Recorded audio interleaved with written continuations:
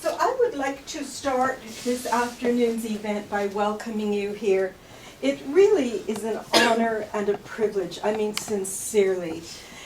For those of you that I know, you know that I love you, and when I say welcome, you know that I mean it. For those of you that I don't know, what a privilege it is to be able to meet and make new friends. I was in a discussion with the Poet Laureate of Toronto the other day regarding the land acknowledgement. And she has her opinions. And I said to her, you know, I don't care whether we do it or not, but personally, an elder encouraged me as the child of a settler to recognize the land acknowledgement. So even those from Hamilton, you are on the Haudenosaunee, the Anishinaabe, the Mississauga of the New Credit, the Wendat and the Picayune territory, and we are very grateful for the opportunity given to us to live here, to work here, to create here, to dream here, and to hope here. And I say that with absolute gratitude.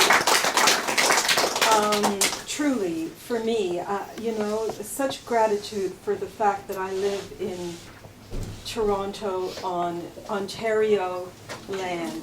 This is my dearest friend, Joan.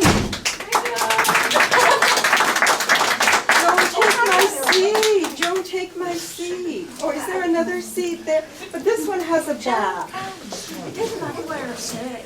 Joan, take my seat. I'm so happy to see you, Joan. Oh, no, look, can I just get the seat? Sure. Oh, yeah. Sure. You can put it over here. I just don't want to keep walking over here. I'm sorry I'm late. Oh, no. No, you're not late. Honey, Everyone in just this room is started. always on time. No one here is ever late. Oh, thank you so much. Please. Come sit here, Find a Joan. seat. This is, in terms of poetry, everybody, this is the master! Oh,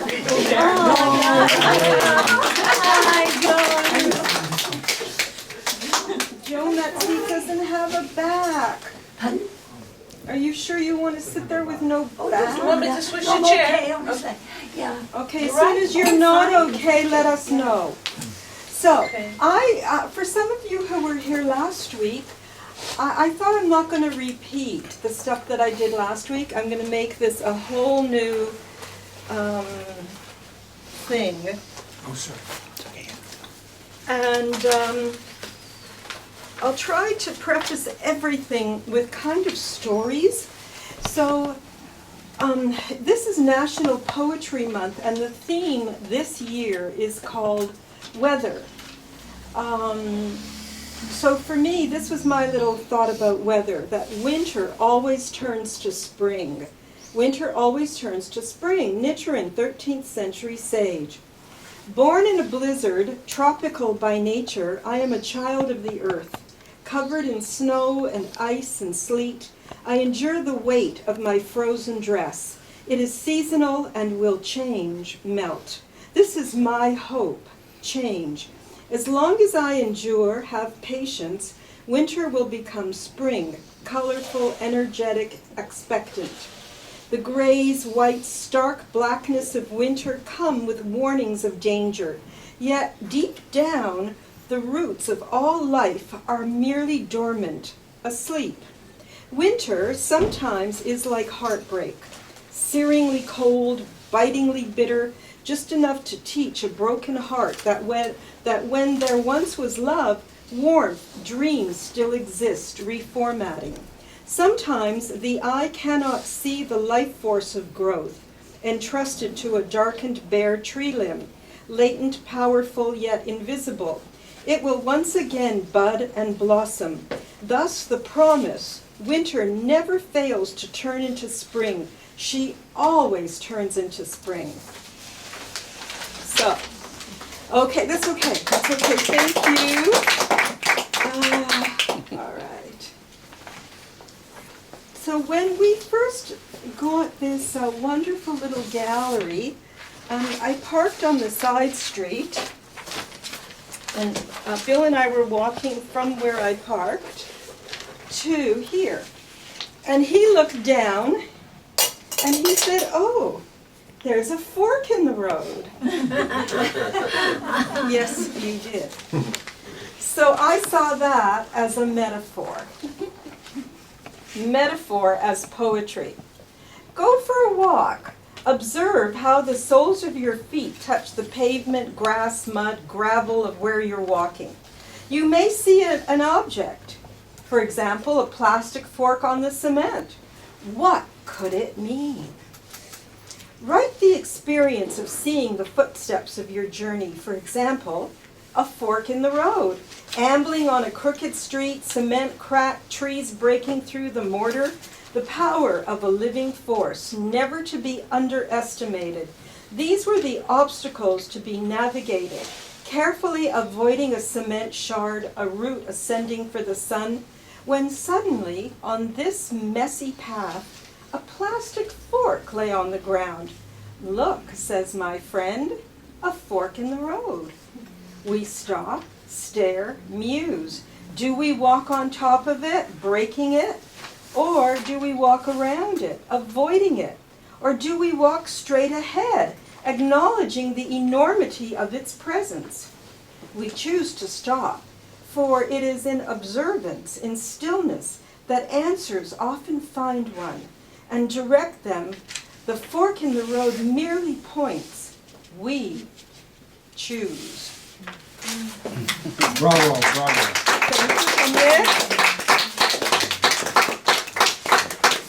So I think it's next week, but I could be wrong. I have the privilege of singing for May Day at the Free Times Cafe with George Eliot Clark and other people. And I thought, aside from singing, I'd like to read and honor people who do creative work. So I wrote an ode to the cultural worker, and that's everybody here, the cultural worker. The poet, the writer, the singer, the dancer, the composer, the photographer, the dreamer, the painter, the musician, the seer.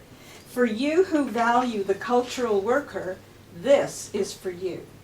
Cultural workers devote and most often donate their skills, products, talent, service time, labor, and space. They document history and the continuity of society. They ponder, ruminate, question, provoke, create, and build, then offer these gifts so that all humanity can benefit by their philosophy of possibility. Are colors important? An image succinct? What do people see and how societies behave are very often linked. Do you care if a school child learns rhythm or to play in a team? Can you count to 10 and then count back again? Hickory dickory dock, do you relate to life by punching a clock? A job well done is a person fulfilled. So who cares if cultural enrichment is instilled? I know you do. That's why you're here. Culture is born of ideas, hit or miss. Culture is born by people's sweat. We can't fake it or take it for granted. We must take it in stride. We must take it with pride. The cultural worker, visible or not, is always somewhere by your side.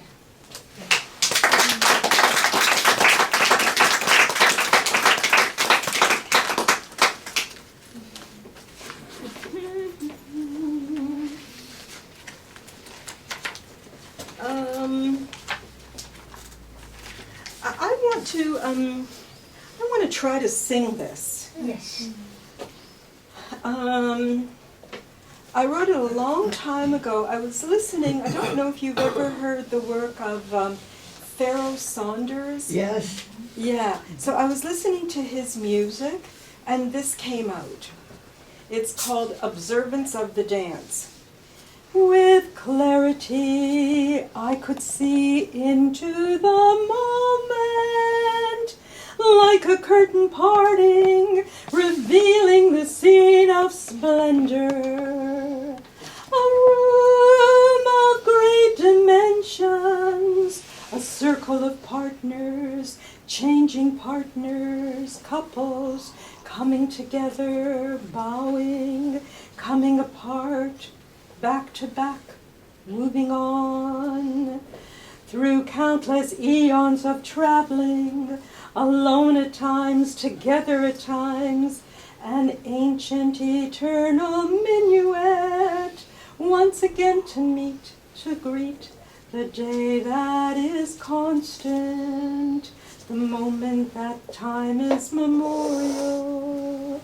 The scene of grandeur, of fine silks and soft plush, the people mingling, a mix of equal missions, the food, the wine, the time once again to step from the curtain off of the stage into this sea of humanity. For a long time, the world was silent in its busyness. For a long time, the heart was yearning. For a long time.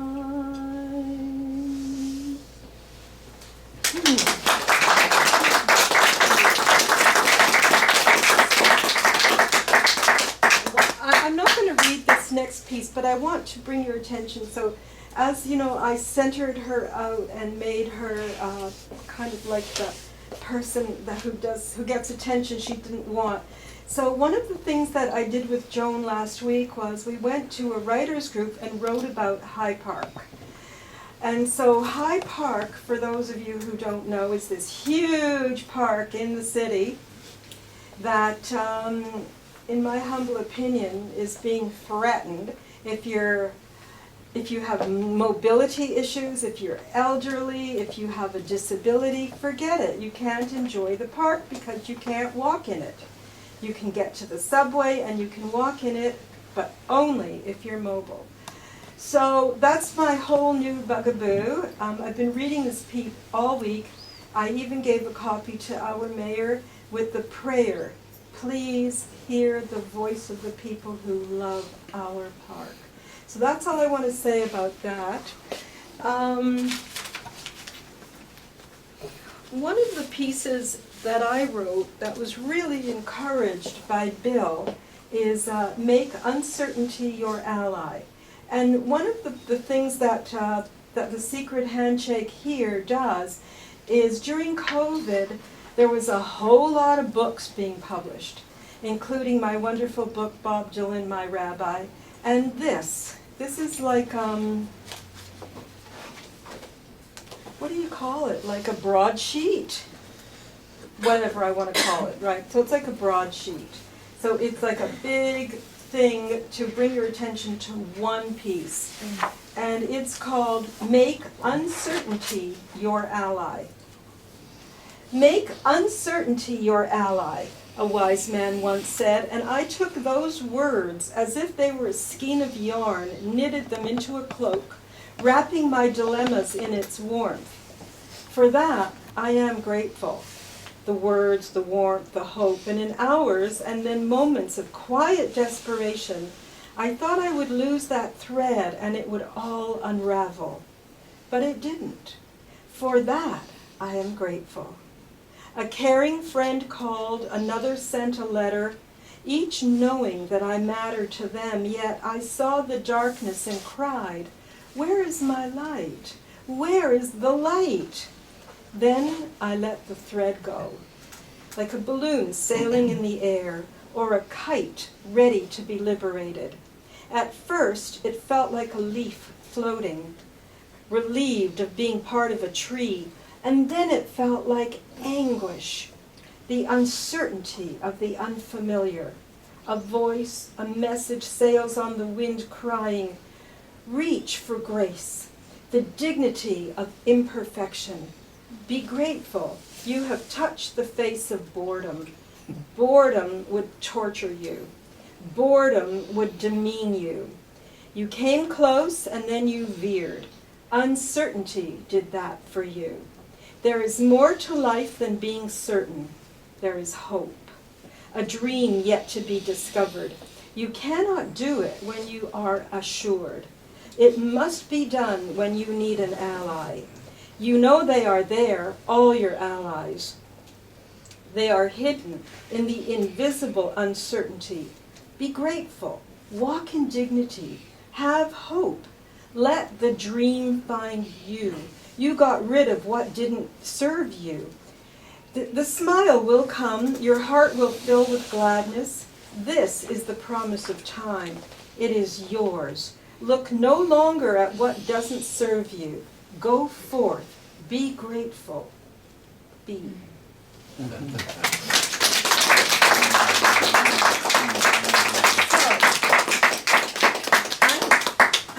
I'm about my time, right? 5 minutes? No, this is the cop I answered to. How long are you supposed to have? Yeah. How long are you supposed to have? 25 minutes? 25 to 30. Yeah, you have 10 minutes. Perfect. Or 5 minutes. Whatever. Okay. So, for those of you who know me from the Friendly Spike Theater Band, this is the book that Ruth and I wrote. It's the history of the theater with people who have lived experience. So now that our beloved Ruth has passed and handed the baton to Sarah, Sarah and I have been talking about doing a live performance of this. So I figure I'm going to use all of you since I've got you all in a room and I can go and lock the door and you're all here. So this is what we're thinking of doing this at some point. And this is audience participation, so get ready because you need to be involved. You don't have to, but it'd be wonderful if you did. What are you looking at me for? It's not all about you, Henrik. She knows I used to be part of the Workman Arts and she forgot. What's that? I used to be part of the Workman Arts a Okay. long time ago in the late 90s. Okay. That's where you know me from, Miss. I Miss do? Novick. Yes. What was I doing there? Nothing. You're sure it was me? I never got involved until Bill was artist in residence. Right. And that wasn't in the 90s. No, but that's what I was doing in the 90s, where I ran into people from here. Oh, okay. I was their stage manager, quote unquote. And my friend Tom, who passed away, was one of the best actors I've ever known. And he would haul me up on stage to be in plays a day before our performances. And you came to some of them in the summertime. We did something called Foreplay in 1998. I didn't. It wasn't me. I You would have have a remembered twin. Foreplay. You have a twin, but Foreplay was I a great do. I have series many of plays. doppelgangers. We did a whole series of Good those title. for years. Yeah, we did 4 summer productions. You know, I'm on a clock. Yeah, Okay. I'll be involved. Well done. So this is called, which starts off with Howling Back for the Friendly Spike Theater Band. So start to get your imaginations going. Uh-oh. What's this? A cover? No. Water. A dog. Louder. A dog. So the Friendly Spike is 2 dogs. There's another dog. The whole thing is about dogs.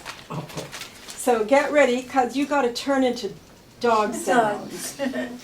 Okay, so this is a little rehearsal for you. When I say chorus, performers and audience speak out loud. Are you getting ready? Yes. Hey, little doggy, do you hear it? Listen, we're howling back to all the Allen Ginsbergs of the world. I stamp my feet, wiggle my tail, and howl. Howl back, because that's it. Because we are howling. 1, 2, 3, 4. That's it. You create a vocalization of yips, barks, growls, snips, slobbers, nips, pulls, digs, licks, bites, snuggles, cuddles.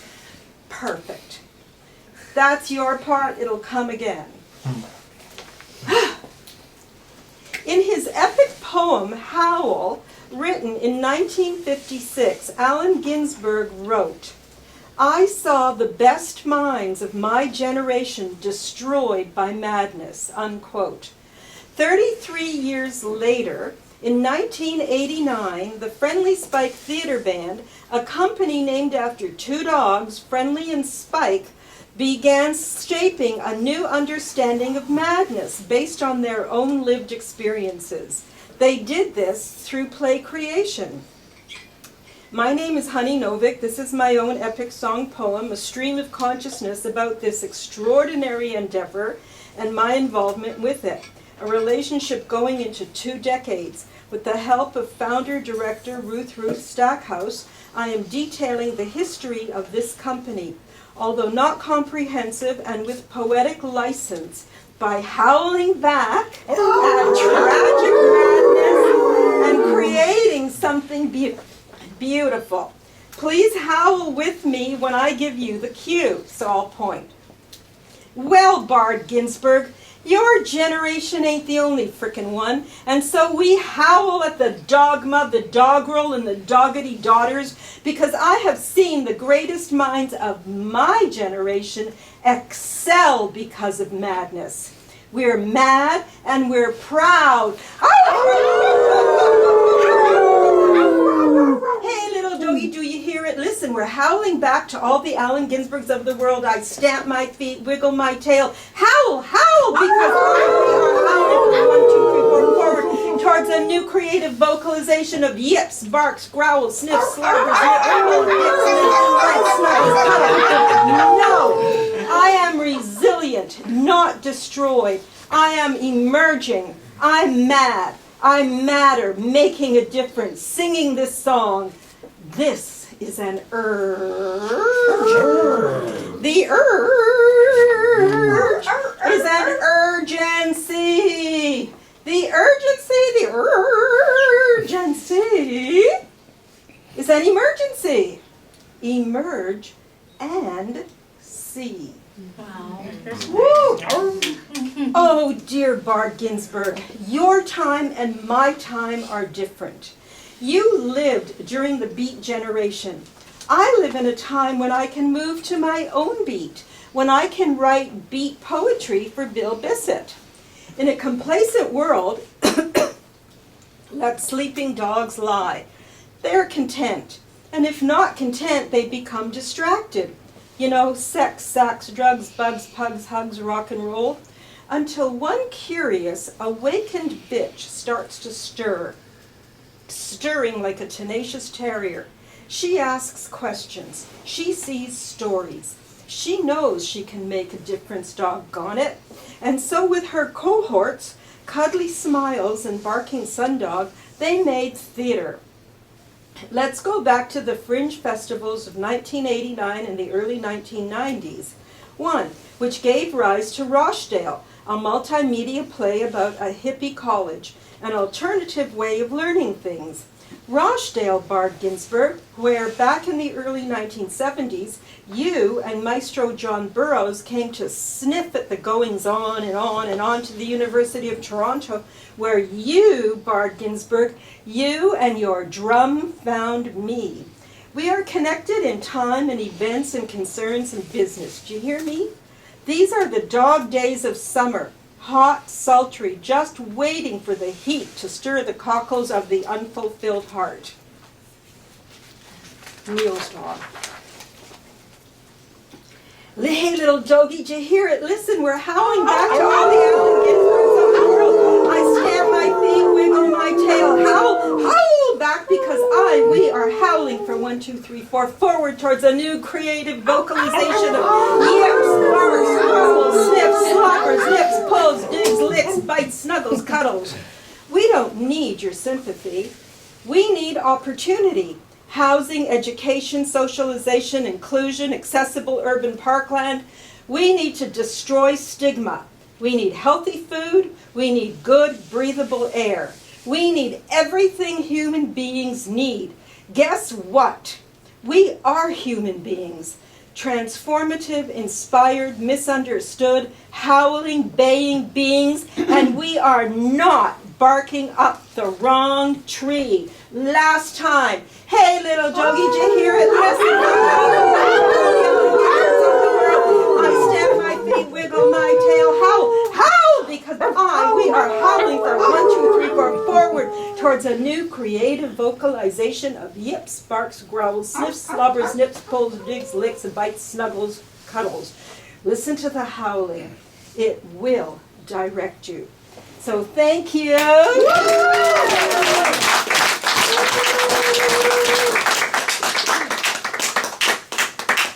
So what do you think, Sarah? Is there a possibility of doing it in its fullness? Yes. Yeah. Yeah?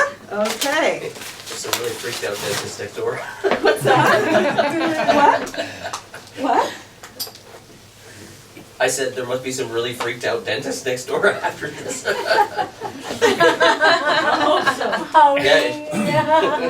So, where are you going? It's I'm your doing the washroom. turn. Oh my It's your God, what am I turn. supposed to do without you? Well, somebody else Guess we can can. continue Maybe now. you have some of your books you could show everyone. Well, maybe, as Roberta says, is Andrew leaving us? Is Andrew mad? Andrew, come on back in. I want Bill to show me where the washroom is. I need to go. Oh, go with Bill, but don't leave us. Don't leave We're us. going to the washroom. Fine. Okay. Thank you, honey. Let's give it, honey, Yeah. a huge Okay. So, I don't know what to say until he gets back. He can take a really long time. Someone can read. I was just Yeah. going to say that. My God, you guys are on the ball. Would anybody like to, I could do I something. can please? I can Sure. read. Oh, Henrik was here a long time before you, so let him Yeah, go. let He's Henrik. he's champing at the bit. Howled well. Well, just to let you know, I'm a consumer survivor, and I also work with Friendly Spike, and I'm very active with Habitat Services, looking for housing for psychiatric patients. Excellent work. Yeah, I sit on the board and 3 committees. I'm inspired. Yeah. Very good.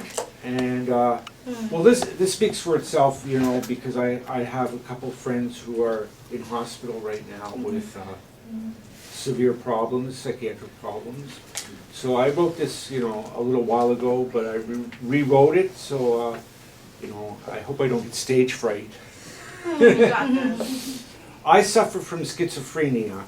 I also suffer from obsessive compulsive disorder, or OCD. I have terrible obsessive thoughts and delusions. These 2 illnesses are a terrible combination. I do not, however, have classic schizophrenia, this being auditory or visual hallucinations. I am atypical in that regard. Nonetheless, I am on the schizophrenic spectrum. Every day I have to fight off my symptoms at least once a day. This is not always easy to do. I am, however, successful most of the time. Most days I wear the mask of sanity. An example of this is in daily human interaction.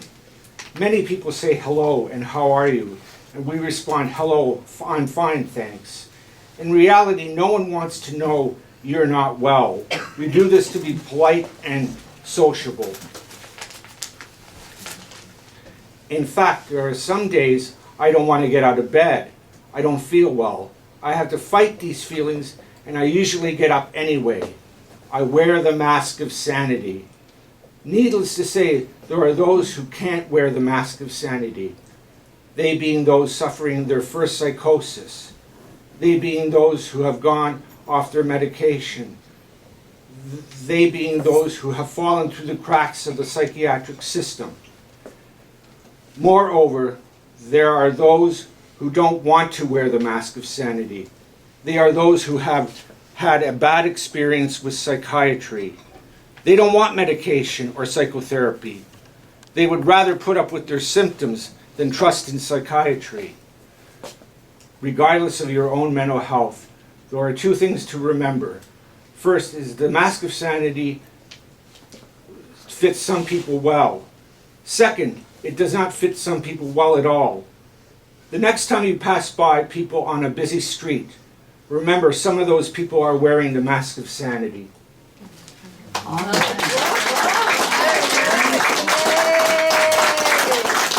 like that? Very nice. Thank you. Wow, thank I you. have 2 friends in hospital right now, so Terrible. yeah, and they're not well, so I kind of wanted to read this for them too, but you know, I can't go into the Cam H and read this in the hallway. They think I'm nuts. It'd be perfectly opposite to do that. Well, I don't know, Cam H, I don't really trust them very much. I won't go into detail, but. Oh my God, the star has arrived. Bill, I just read. Great. You missed me. Oh, sorry. Maybe you'll read again so I can hear you. I don't know if I want to read the same thing over again. You could read something different. Well, maybe later. Okay. Great. Yeah. Cool. So, You like it? Thank you. great, truly, Henrik, thank you. Thank you for believing in what you have to say. That's important enough that you would come here and share that with us. Thank you. Well, you know, I live in Bloor West Village, and I noticed that there's a lot more marginalized people, homeless people, and drug addicts, and you know, they're wearing the mask of sanity to stay out of hospital or get So am I. without being arrested by the cops, right? You know, so you have to. Are you ready? Oh, Bill's gonna read. Great. Yeah, do you want to sit down? Or are No. you going to stand? Well, gonna just in case. Everybody, I don't even know what to say Did you about get me my on very film? dear friend Bill Bissett, who's a national treasure. He is like the art person of the secret handshake. He keeps us afloat. What else can I say about Bill? Except that, I mean, really, he's the reason we're all here. Isn't that true? Anybody care to disagree? Yeah, Bill. Let's hear it for Bill. All right. There you go. So without further ado, Bill Bissett!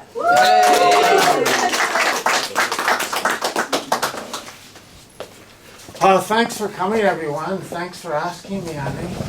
You wouldn't mind that sometimes I drool. I'm getting over thrush. But I have an excellent brand new clean handkerchief that you'll see me dab. A little dab will do ya. Yeah. I've heard that. Excellent. I come from Halifax, a city of many churches. I come from Vancouver, a city of many churches. Both cities have trouble with their visions and the world. Sometimes at night I tremble in darkness. When I was a boy in Alabama, I was barely 8'2", and I ate all the crocodiles that they had there till there was nothing left for me to do. So I moved further north up to New York City, and I ate all the crocodiles that they had left, and the full moon hung so deep in my chest, and I was all so bereft that I turned to the writing of poetry for the good of my soul and my life.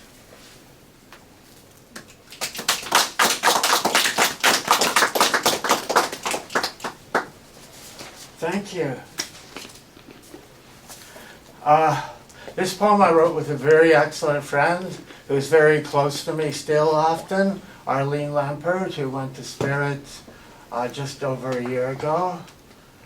It really is the wind, they said, full of voices, and the golden ponies running along the river bed, with the trees singing through that time. And the endless dream is breathing us. And the giant frog is dreaming all of us. Don't you think? Oh, I get to go deep into my own individuation, the alley of the enigma, of the person, slide and glide. One day I was there so long visiting, I've been doing that for a little while then, and I was there long enough I needed to start writing, and so I just came through the window, someone singing, "It really is the wind," and then it got us both excited, and we wrote that poem together. And the giant frog, we did a lot of magic cookies that particular day, and whenever there was a lull, someone would say, either her or me, "How about another cookie? I think I can get this with one more cookie." And there was a painting that had no frogs in it, but we saw, both of us, a giant frog in the painting, and it was giving birth to us as we were sitting there. And so that's where that line comes from. It's amazing to know where something comes from, because we don't really know any of that. But we did see the giant frog. It came out of a painting. I used to have them in my backyard. Wow, giant frogs? Yeah, Oh, that's brilliant. they're almost extinct now. Are they? Yeah, We may have seen one of the last ones. yeah. Oh, wow. Huh.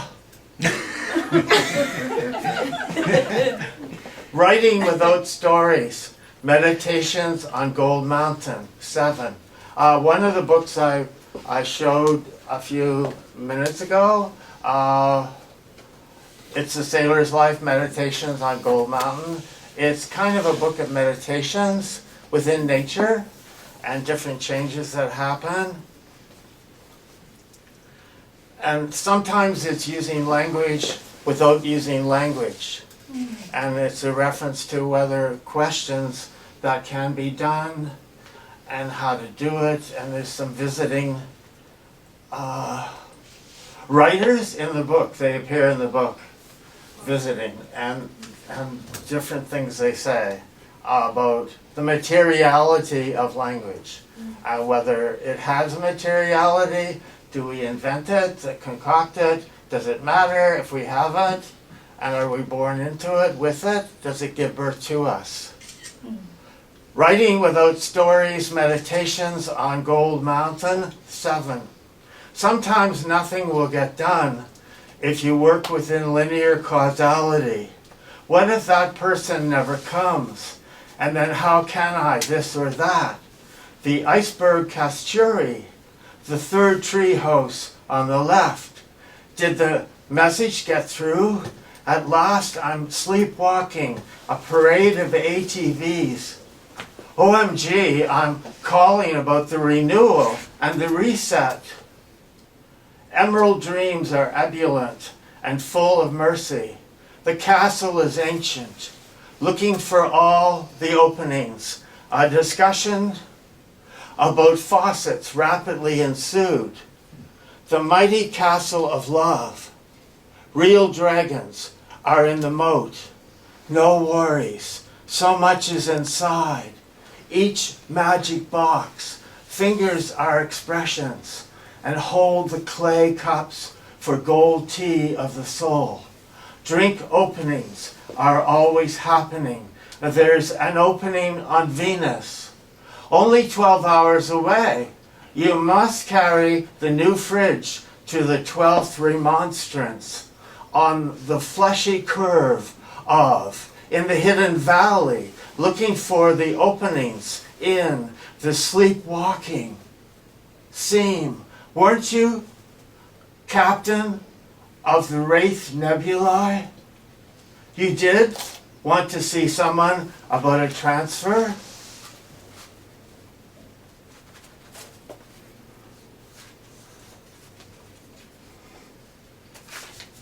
I don't know if this is going to hold, but it might. And if it doesn't, it'll be the same difference, right? Is that okay if all these papers fall on the floor? Because this could happen. I'm just letting you know. Do you want like a stand? Are you the paper holder? I could hold it. Can you be the? Oh my God! Thank you. This is Michael Cobb, everyone. Yay, Michael! He's immeasurably brilliant and so excellent.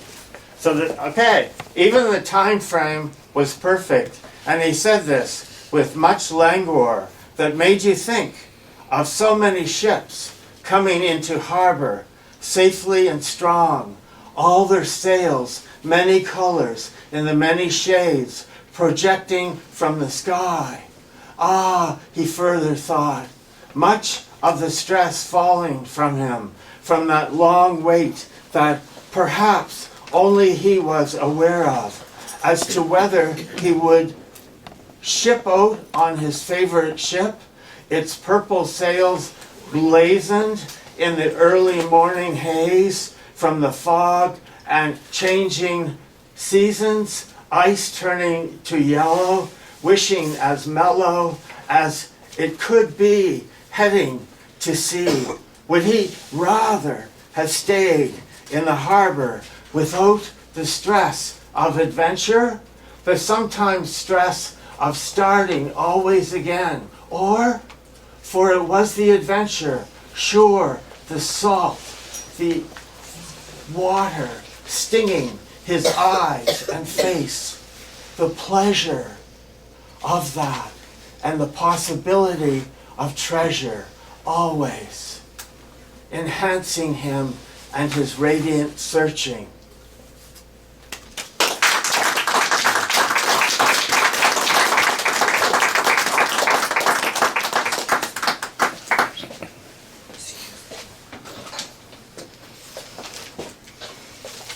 You were there, weren't you?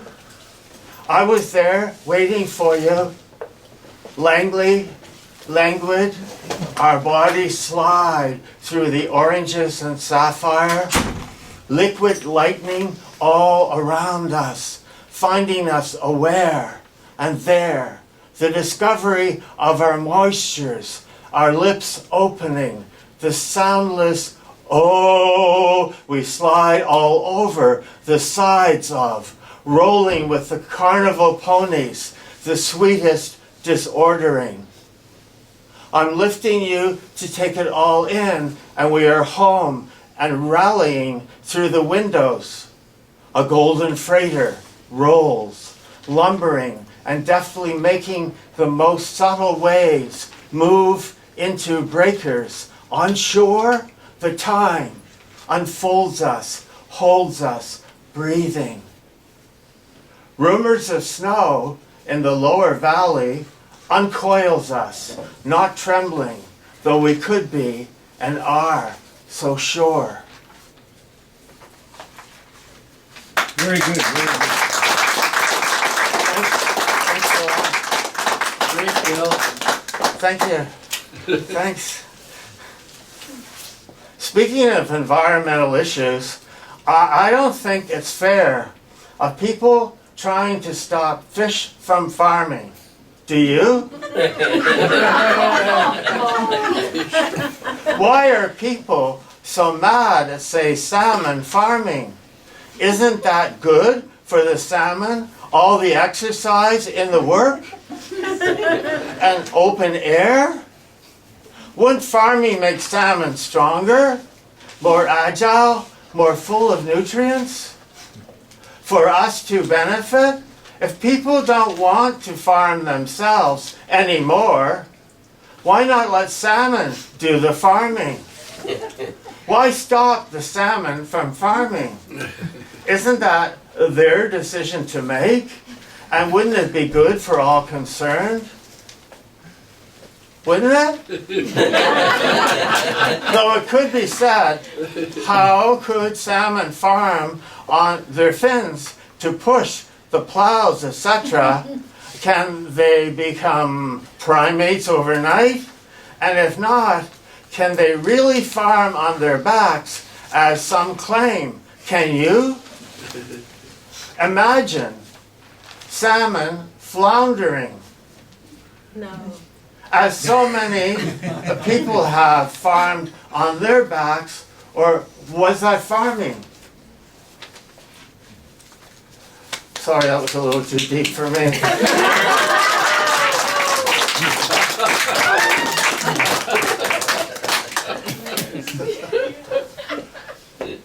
So I'm reading some poems here from the book Breath, some poems from the book It's a Sailor's Life, and some that are in the book I'm working on now. that won't be out till next year. Okay, excellent. Can you still hear me? Am I slurring too much? No, you're doing well, Bill. You're Is doing it okay fine. so far? You're Oh, doing thank great. you. Oh, thank Yeah. you. Thanks. What is it? Is it the everything? It's getting me a bit down.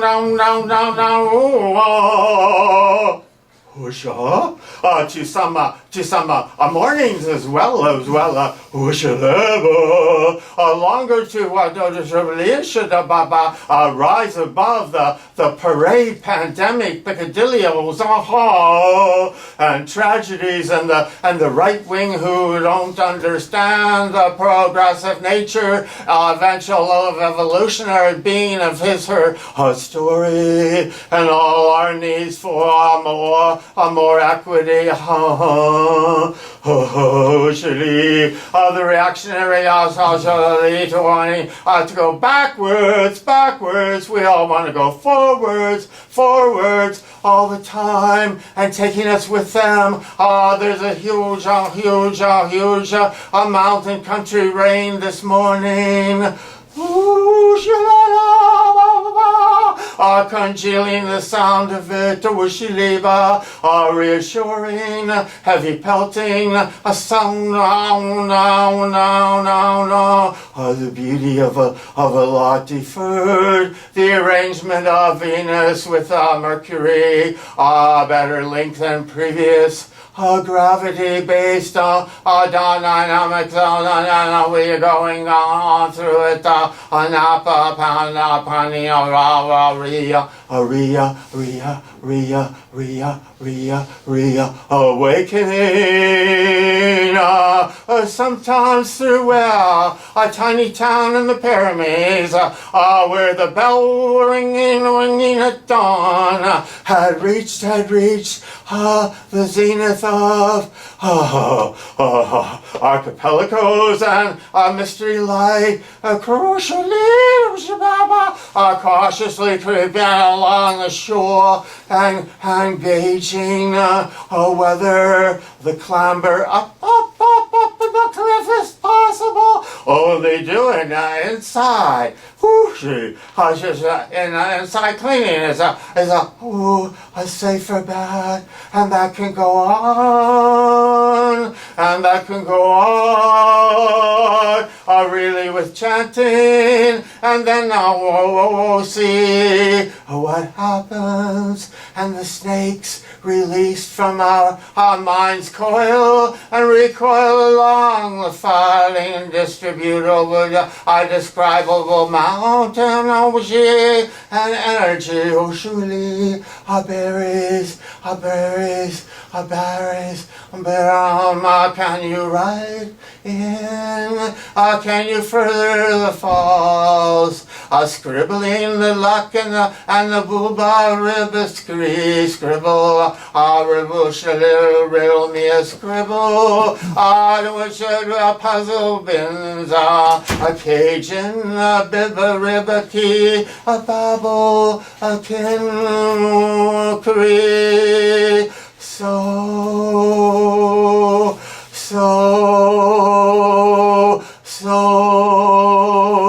the bell stopped. No, they're starting again. A bell was whiskey, a look a ring, a dong ding ding a ring, holding each other. The gravity and the seasoning resuming. Later the palaver. Hushiliba aba kushalaba. The other pow, Abashiliba, Squishababa, a crouch, a river babble, always, she said always, she said always, she said always, she said always, giving way, nowhere to stay, the roofs are all falling, there will be soon somewhere.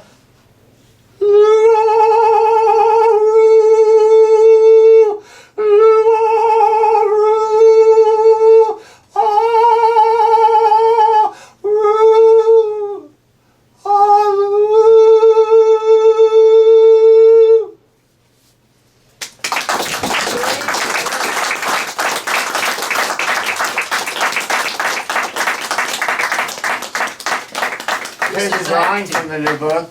This is acting. You're acting. Do you want a drawing from the new book? Yes. There you are. Excellent. Amazing. All the ones that you're done. Oh, I'm okay. Okay. So far.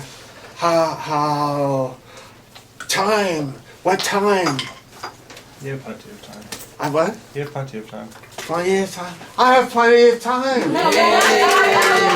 Excellent. Excellent. That is encouraging, isn't it? Wow, excellent. These are new glasses as well. Now I can read with glasses. Isn't that great? Very good. Yeah. It suits It's a home you. improvement. What can I say? Okay, excellent. The silver mirage is changing, always, like silver, where we polish, burnish the vases, so responsive to our touching and rubbing, so many memories distill, transform with tending elliptical, they're always often becoming transient golden dots, dissolving and changing in the molecular tapestry. Wait, there's been a change. Of course. My brain is changing. It's bigger now, almost too big for my skull, which is stretching to accommodate, contain its cerebella are growing, the almost diaphanous disappearing role of narrative in some of these realms, encircling and or overwhelming less and less.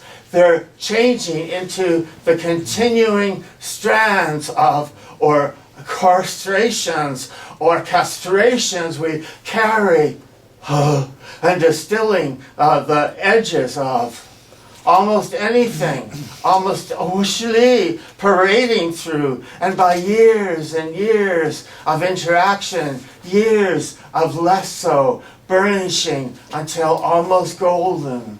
Every molecule seems, shine and helps light our path through the snow. Woo!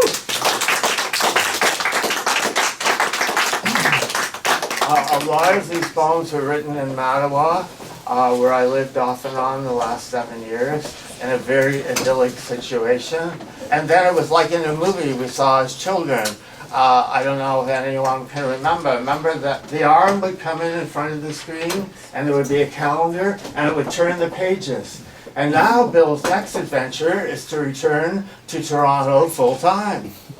And then I found myself leaving. Although I wasn't sure. I'm still not sure. Trust me, your friends are. Yes, thank you. Excellent. Thank you for coming. Where are you going now?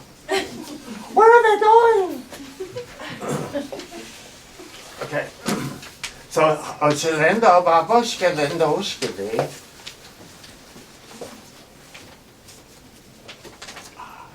My lips aren't bleeding, are they? No, you're not. That is reassuring.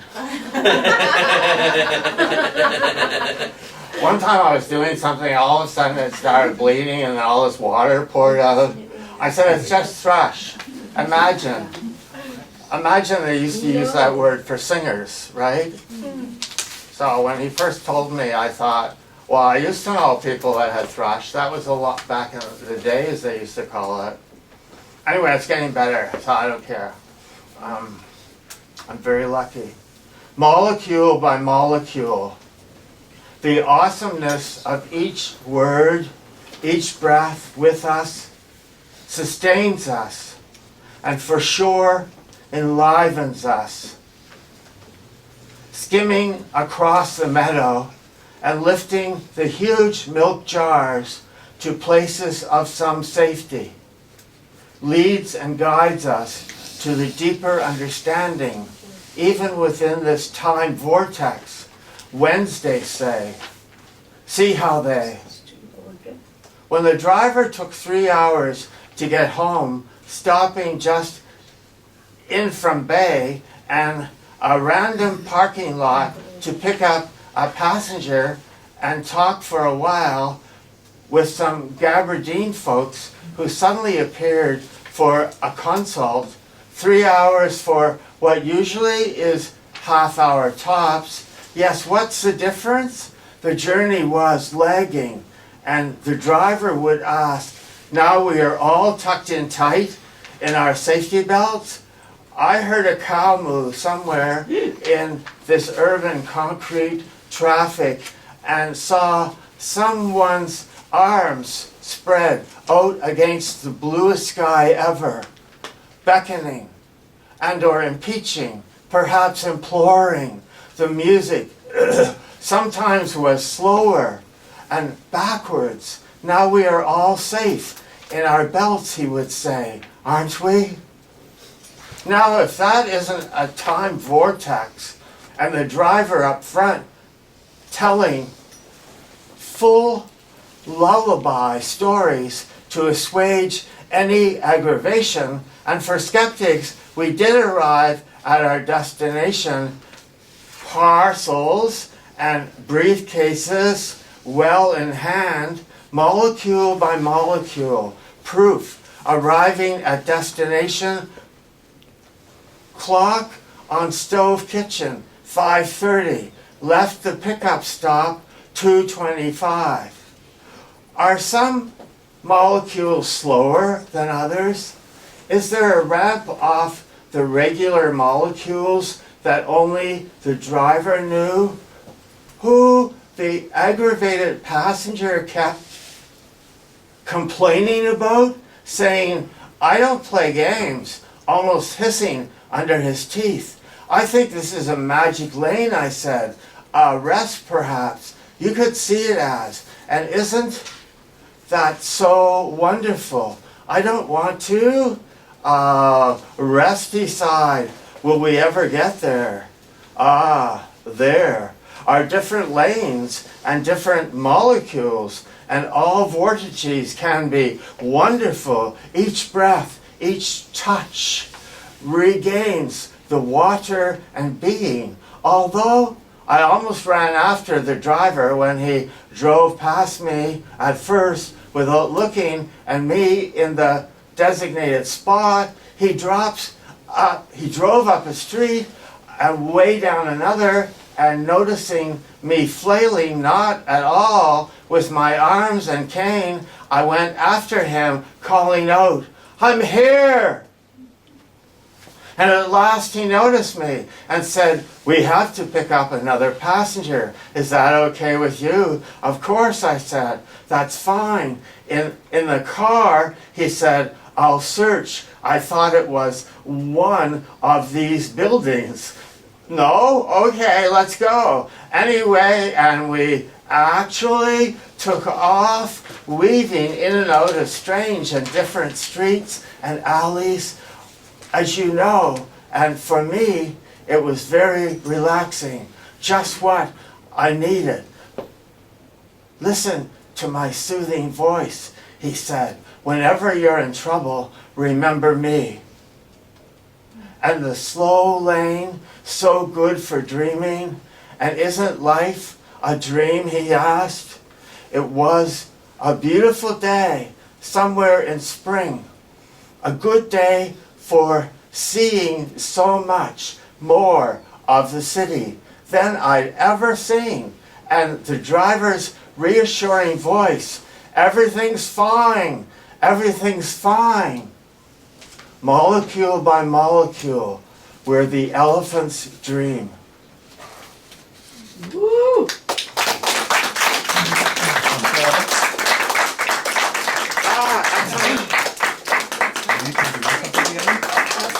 Is it time? No, but are you two doing Yeah. it? Okay, do it now, because that's it. Okay, Michael's gave us the word. I hear. Excellent. This is water, not me. Wouldn't it be strange if I was pouring out of myself? It could happen, couldn't it? Yeah. Oh, Emma, wrong color. Wrong color. Oh, What yeah. if I want this color? You could if you want. I'm just making sure that, No. you know, but you could absolutely. You absolutely could. Yeah. Oh, I'll be right. Okay, excellent. Honey Novick and me have been doing a number together after our readings for 25 years. And because of COVID, we've only been doing it 21 years.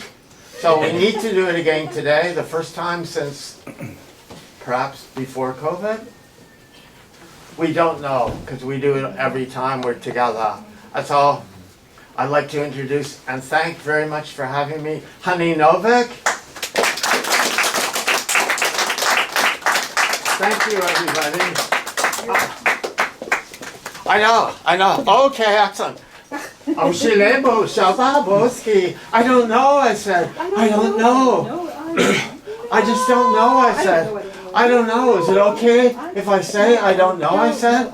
Is it alright? Is it alright if I say I don't know, I said? I don't fucking know. What's wrong with me? There's something wrong with me. I don't know. Do you know? I don't know. I don't know. Why don't I know? Why don't I know? Oh, why don't I know? Oh, she lives so many stairs. Shababa. Abashuli. Oh, there's so many stairs. There's so many stairs. There's so much to do. I can't do it. I can't do it all. I can't do it all. I don't know, I said. Is it alright? Is it alright if I say I don't know, I said? Is it alright if I say I don't know, I said? I just don't effing know.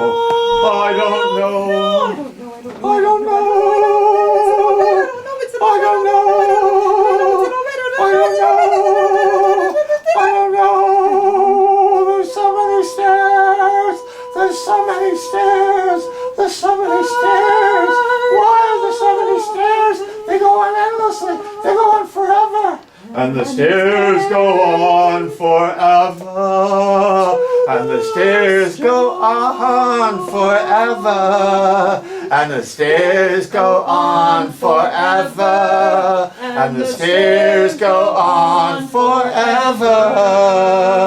And ever.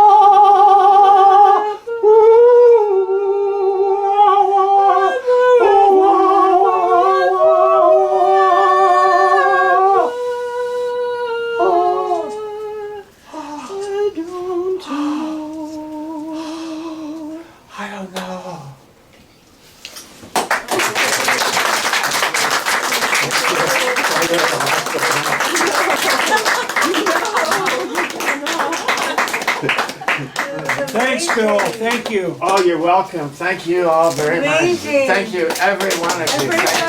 Thanks for coming. Oh, I have books for sale.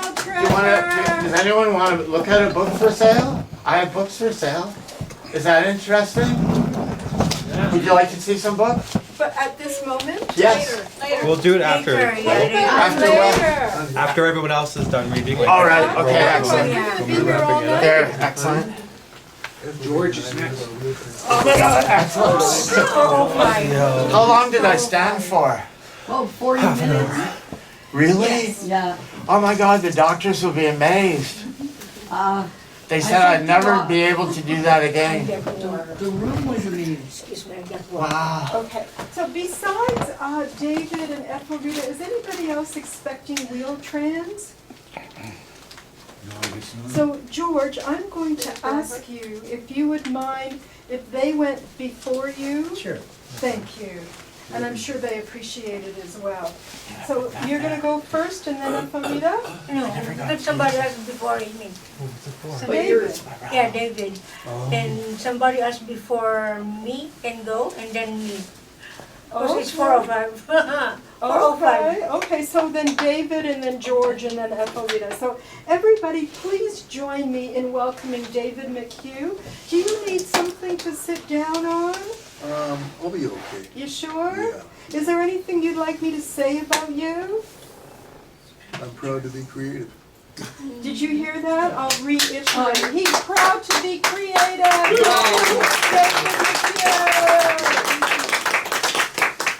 I'll stand here, Bill, so you won't have to look at my back. Excellent. This is a tribute to actors who create characters. It's called character work. The orgasmic joy of transformative art, elation of the soul rewarding the creative act of being another. Even behind the mask of the character, parceling off chunks of oneself requires an emotional price. at the expensive boutique of the artistic. To let the essence of the character seep into you like sunblock on a scorching afternoon of a linear mainstream. The time, energy, and concentration this requires can leave an actor with a spiritual overdraft at the bank of creativity. A Toronto-based actor has to deal with the underdone stake of disapproval of a guilty Presbyterian city. The emotional peak can be refreshingly maintained, married to the delight of a youngster running through a sprinkler, as there is a certain relaxation that comes with intensity. Male actors have to permanently dispense with the millstone of conventional machismo in order to be emotionally open and expressive. But the exhilaration of marrying the heart, soul, and spirit to their sibling of movement is the reward for the perpetual rain shower of opening a vein over matters of interpretation. Thank you.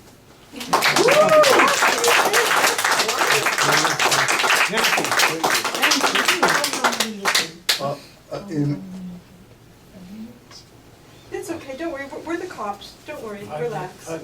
Second and final poem I'd like to read is a tribute to artists in general, artists of any kind. It's called Artist. Freedom is sweet as a summer breeze, living life on a freelance basis, maintaining a soul-enriching distance from anal retentive authority. The heartfelt joy of having your work recognized, hopefully during your lifetime. Working one's way free from the horrid shackles of conformity, which is a time-wasting entity to be practiced only by those who yearn to be cared for by the system. The mood-enhancing spirit of freedom, sprinkling a refreshing rain shower of warm rain upon a soul parched by the commercial imagery that suffocatingly surrounds us. Bay Street can only lead to a Philistine cul-de-sac of the heart and soul. Your days are your own. Life is the quintessential improvisation. The world is the ultimate theater. Without artists, there is no society.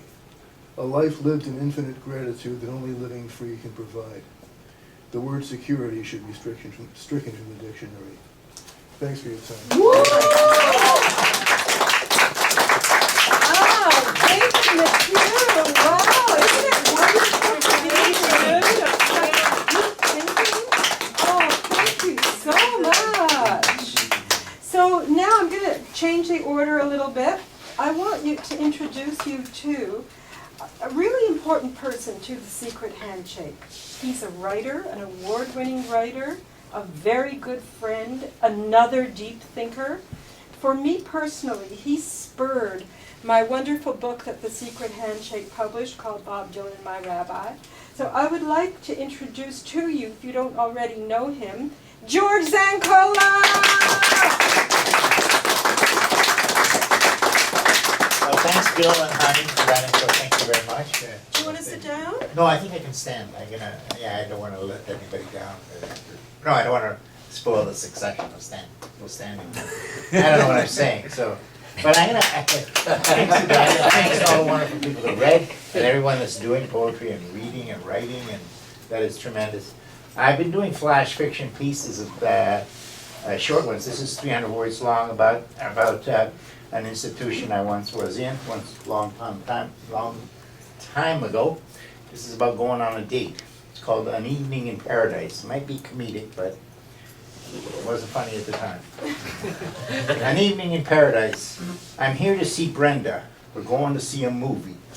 The ward attendant opening the door looked baffled as Edmund made his announcement. A medicated and hopeless guy like Edmund couldn't possibly score a date. Or could he? Wasn't he the guy they locked up and put away for good because he tried to hijack a subway train? Showing up at Lakeview to pick up a date was preferable to being dragged to the place by angry policemen or exasperated relatives. Edmund was well acquainted with both these scenarios and much preferred the romantic approach. It's great to meet you, Edmund. I love blind dates, don't you? There was something ironic about this date. Maybe it was the Coke bottle lenses she was wearing in her glasses. He wasn't sure what ironic meant. He wasn't much on big words, he was just learning them. Brenda whispered that she would take him to paradise.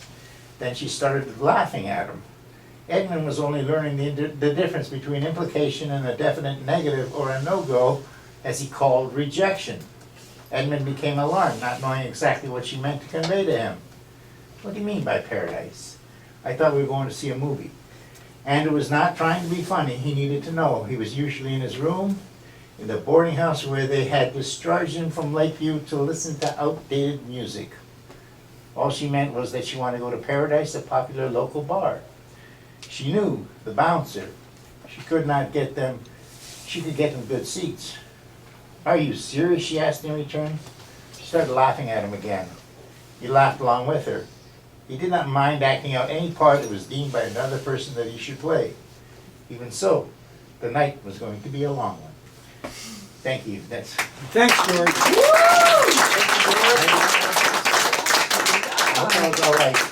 Well, don't ask me. I can't. I liked it. I do it because I like it. Can I just make one little thing? Sure. There's a camera over there. If you want to be on it, you better have a relationship with it.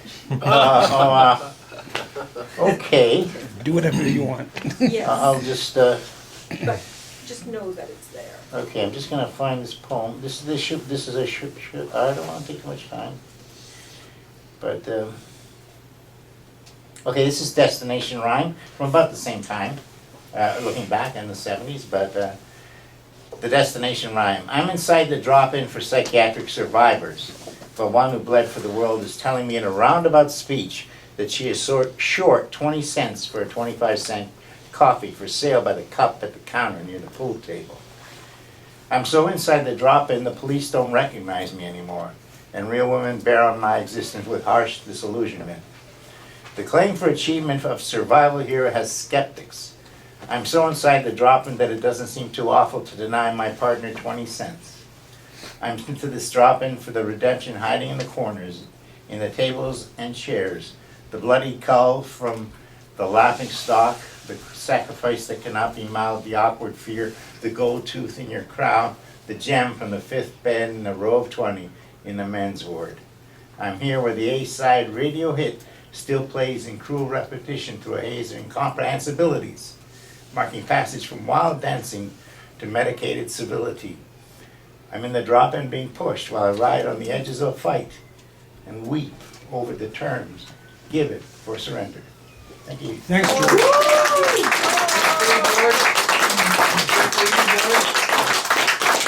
Thank you so much, George.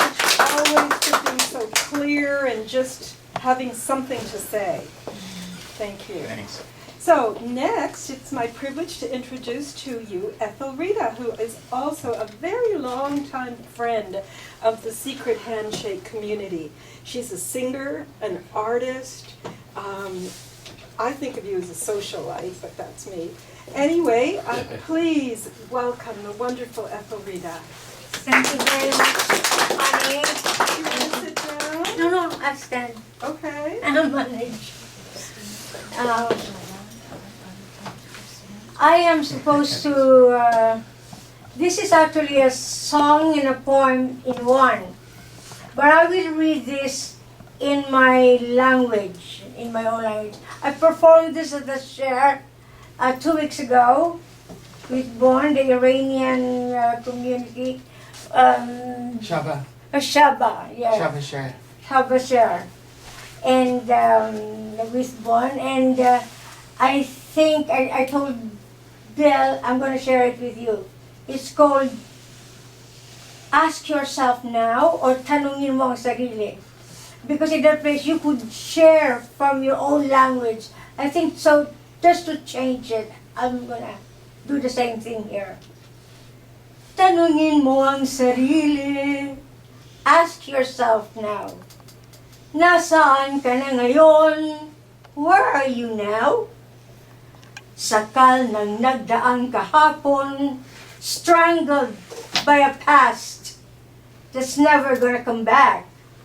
Haling sa di pa iyong bukas, obsessed by a future that is yet to come. Paano ka na kaibigan? How are you gonna be my friend? Kung pananaw mo ay ganyan, if your vision is in such a way, talagang malas na malas nga ako, that every time you open your mouth, laging buka ng bibig mo, you always say, oh my God, what bad luck do I have? Alam mo bang, katulad mo, minsan nang naligaw ang landas ko. You know, that at one point in my life, I was once like you. I got lost and squandered my way around. Lakad takbo, gulong-gulo, itinakwil, pati Diyos ko. I ran around, I was scared, fearing and lost. I hated everything. I even lost my God, lost everything, lost family, and lost my God. But then at one instant, I grappled down and embraced everything, embraced myself, embraced my God, and embraced myself inside. And one by one, it answered the questions that I long wanted deep inside. And it said to me, don't deprive yourself. Buhay mo'y huwag pagkaitan, ligaya at yaman, karapatan. Life, happiness, and bounty is your choice and something that belongs to you. Di mo kailangang makipag-agawan sa lahat may nakaraan. You don't have to fight for it because for everyone there is a share. Everyone is entitled to it. Sa lahat may nakalaan. At itanim sa iyong sarili,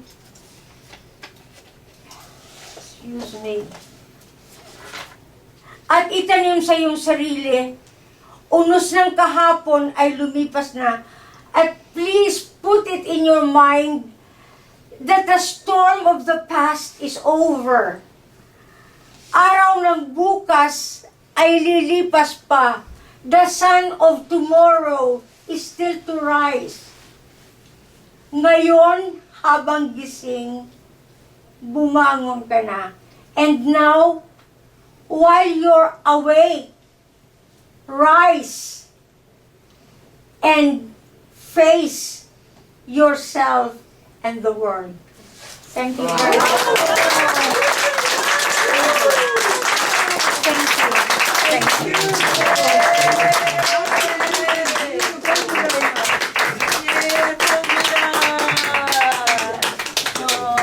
Thank you. Congratulations. Wonderful work.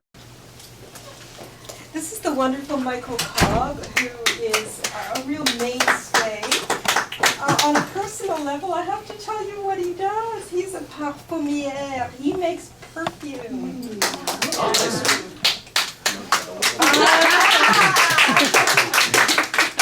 I have no little samples to show you.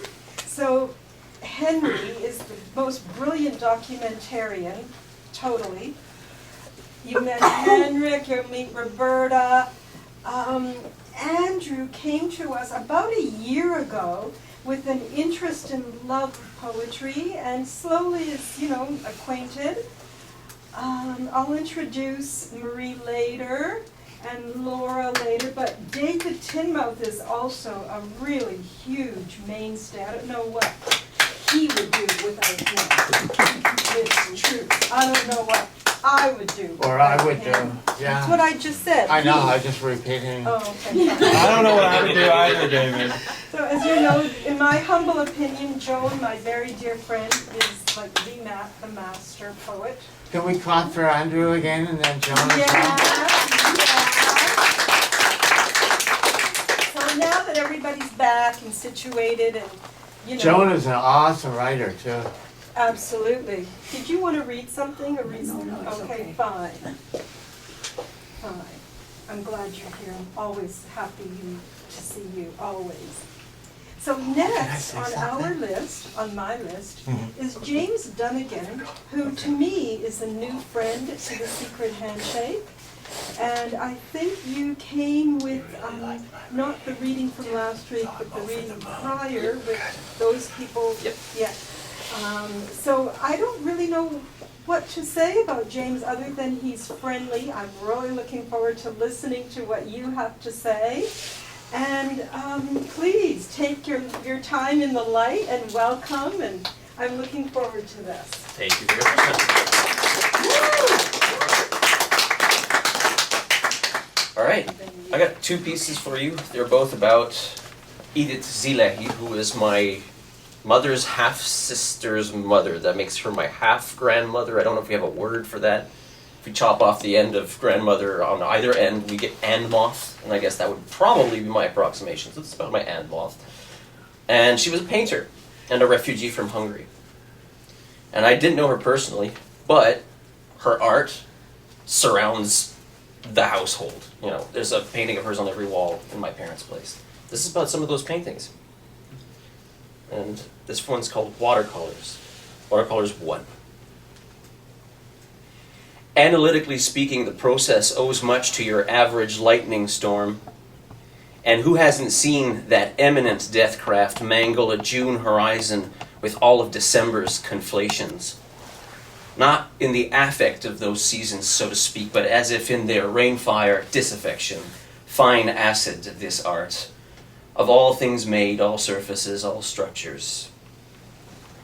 I have observed this process in portraits by Ethelrida Zabala-laxa, Hungarian painter, my mother's half-sister's mother, a painter, abstract herself. I never knew her, never saw her face, so I can't tell whose is it, hidden in the charcoal or the pastel rain, a face blurred in proportion to the clarity with which the window pane in front of it appears to me obscured with weather, or what is more likely, the weather's reflection. Another one she did, two bodies caught each in their thicket of nerves. A watercolor night surrounds them. Night, what the 20th century feels like. The 20th century, when she met my grandfather, went out with him that first time painting trees in Hendrickje. She staining 3 on canvas in the time it took him to make 1. Amazingly, she let him have that second date. Another one, a face that could belong to either of her children. Not 6 years old, and painted without eyes. I always look away.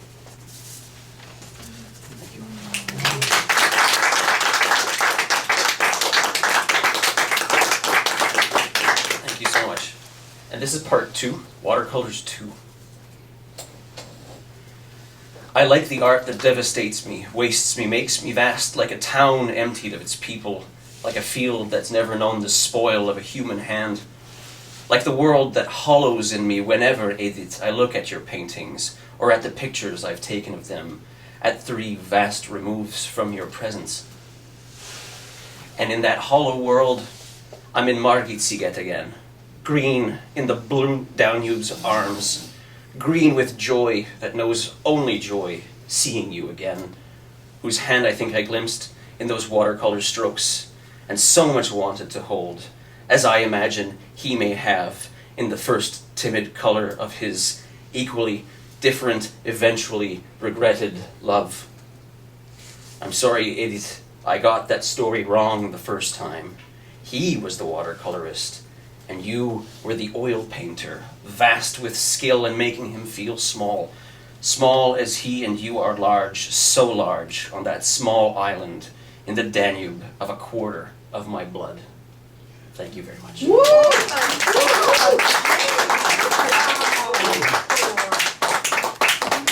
a great writer! I'm so, I certainly can't speak for any of you, but from where I'm standing, it's always heartening when somebody of the next generation stands up, is clear, is marvelous. Congratulations! Thank you so much. Yes. Thank you for having me. Thank you so much. You are amazing. I thought it'd be paying her to do that. No, she didn't. Not yet.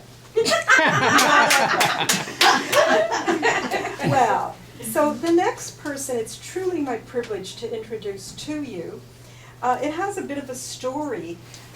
So as some of you may or may not know, I teach voice work. I do voice yoga here. I have a private studio. And a woman in Vancouver gave my name to this woman who came back to Toronto, found me. And we worked very well together. And then in 2020, we were awarded the Mentor-Mentee Award from Canadian Seniors Artists Resource Network. It was the first time anything that great had ever happened to me on that level. And then, of course, COVID. But nevertheless, and then because of our relationship and her talent, eventually I was able to introduce her to Ruth at the Friendly Spike Theatre. So if any of you are interested in that work, this is the woman to go to. And it's truly my privilege to introduce to you Sarah Wells.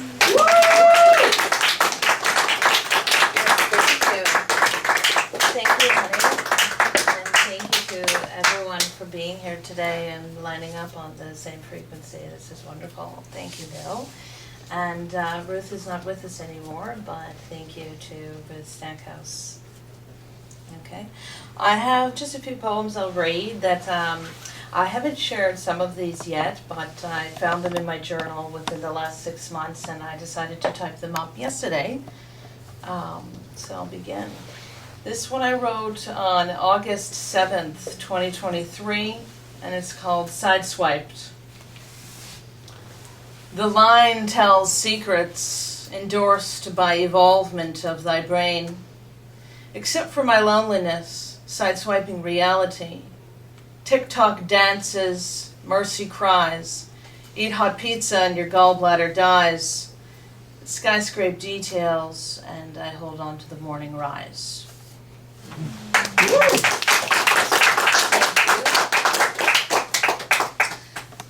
This was Wednesday, December 27th, 2023. It's written about an ex. Dare to be seen.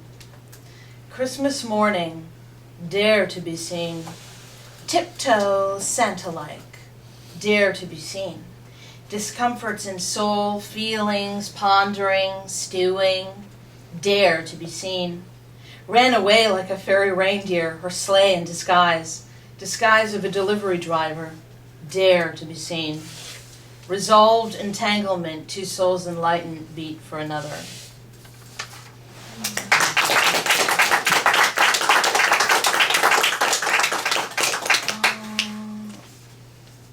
Wednesday, January 24th, and this is the new year.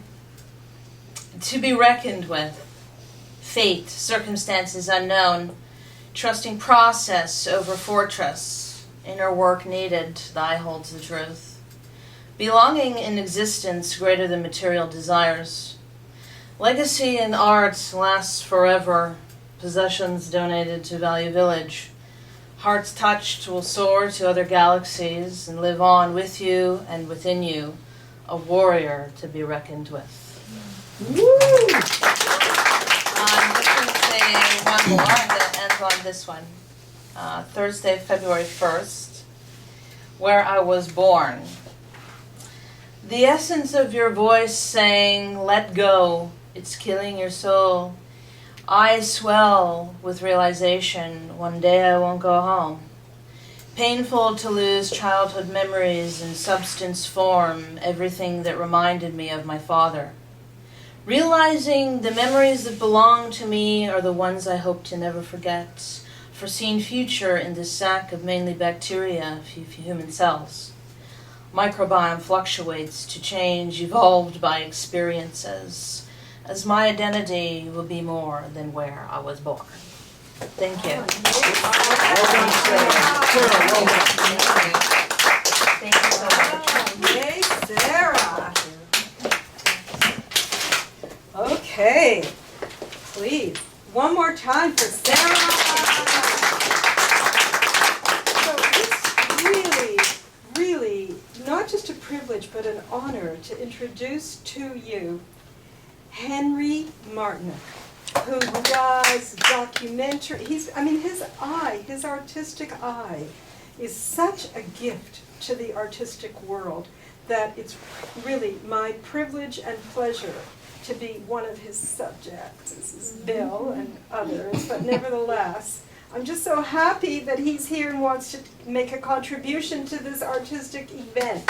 Henry!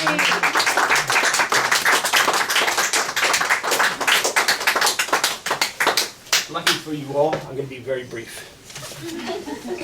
This was done, I live near Trinity Bellwoods Park, a huge park, and there's some beautiful cherry tree blossoms that bloom every year and attracts literally thousands of people. But of course with the pandemic, it made for a whole strange experience. This is called Vortex, and it's about the pandemic and the terrible things that happened. When the world sickened and the city shut down, the cold cut deep and froze us all. Uncertain spring still brought cherry blossom buds and the selfing crowds to Bellwood Park. And this is a special tribute to Bill. Wow. This is called Bottling Bill. I dare you. Oh, that we could bottle Bill, that enthusiastic, raging Bill, bringing such joy over the phone and emails getting closer. Give us a booster shot of Bill, guaranteed to increase our will. Thank you, Bill.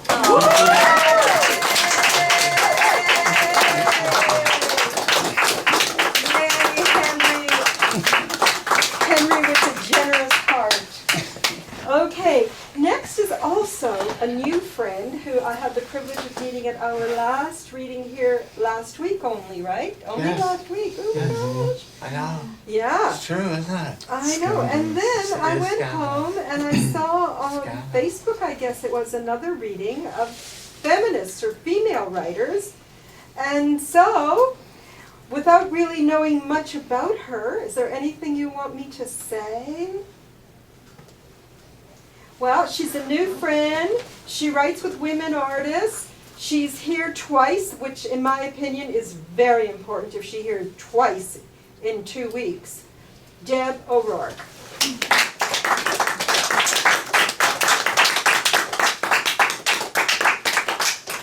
Well, thanks. Thanks especially to Bill and Honey. This is actually my, poet is my third or fourth career. I've lost track. And this is actually my first open reading, open mic reading, and I wouldn't ever have the guts to sign up, so thanks for asking me when I came in. Oh, my pleasure. I'm a refugee from petroleum country.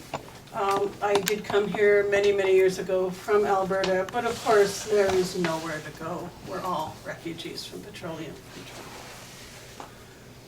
The second law of thermodynamics. Distances between atoms are vast, say physicists. Yet space-time is a continuum. The universe a stretching balloon skin. Spooky action at a distance, inevitable.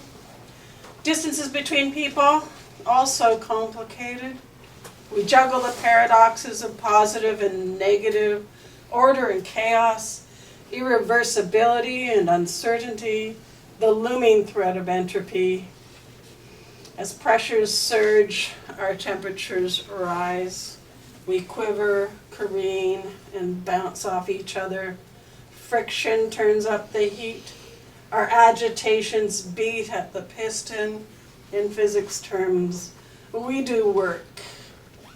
We are the fuel, compressed, released, ignited. We are the metals, mined, smelted, and cast. We are the fuel, we are the piston, we are the gleaming chrome fenders. We are the body of the car where families, lovers, and strangers glide, where we kiss, abuse, recluse, medicate for depression. We are the medicine. We are stains on soft leather seats, the halogens that light our path, the gear shift worn smooth by the sweat of a hand. We are the wheels that scream against the road, the smoking, broken brakes. We are the fuel. We are the brakes. We are the piston, beating down, beating down, beating down on us.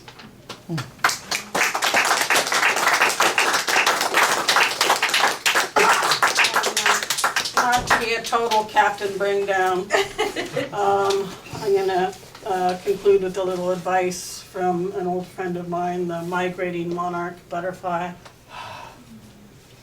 Again this autumn, we wing south from the Great Lakes to set our cool fire in the Mexican Oyamel. As we flutter over asphalt, concrete, leagues of poisoned crops, we hunger. Once in our billions, we journeyed over nectar-rich banquets of daisy, bergamot, goldenrod, milkweed, aster, boneset, yarrow. They are rare now, meadows without measure shrunk to ditches, power corridors, the odd butterfly garden. Spent survivors, we alight in the diminishing alpine sanctuary where our ancestors wintered.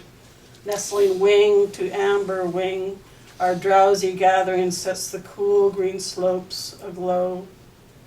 Meanwhile, your smoking civilization blazes and clamors as you scald the skin of life, as you taint the waters, as your charnel piles grow, as you turn on your weak and your brave in misdirected rage.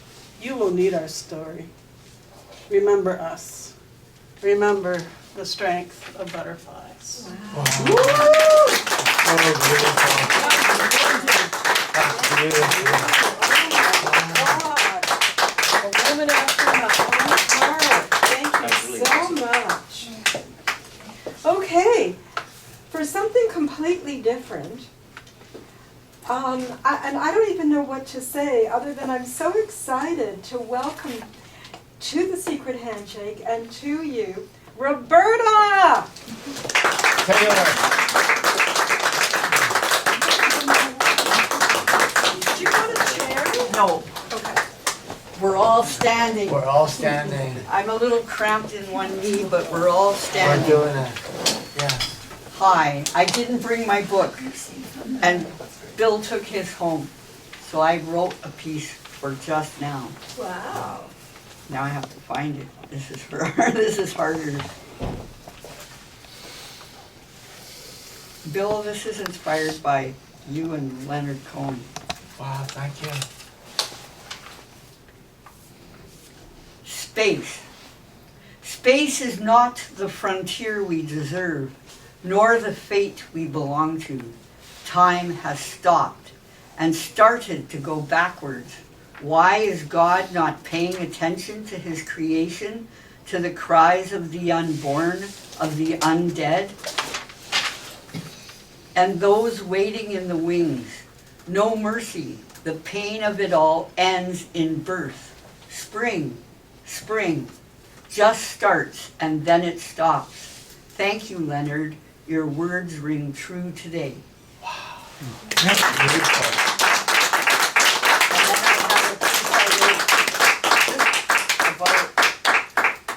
About a week or so ago. It's called Where I Am From, Part 5. Where I'm from, Part 5. I am from winters that never really end, with lots of oatmeal and soup, hockey on Saturday, church on Sunday. I am from knowing that death is part of everyday life, losing my best friend at 8 years old and not being allowed to grieve, giving way to the trauma of separation.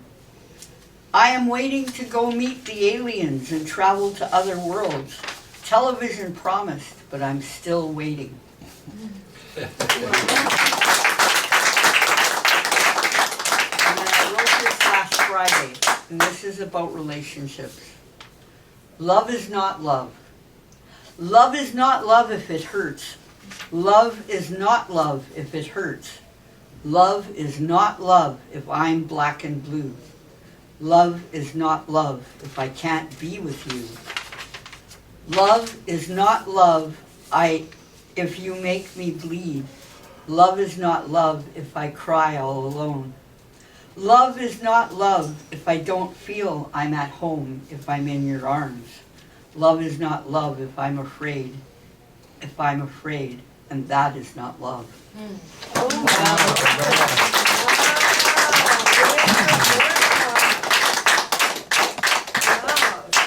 you for that. I love listening to the poetry of warrior women.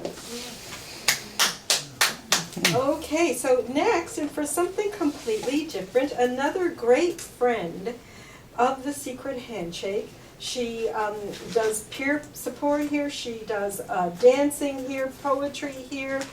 Great friend to everybody in the community, Naomi! Thank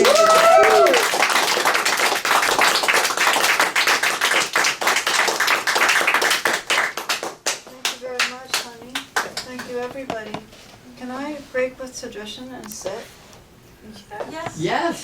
It's either that or on Bill's lap, and I don't think that would be too good. So, my lullaby is stolen. The song is broken, and I see through a star with dull eyes. Is love a tunnel I can crawl through?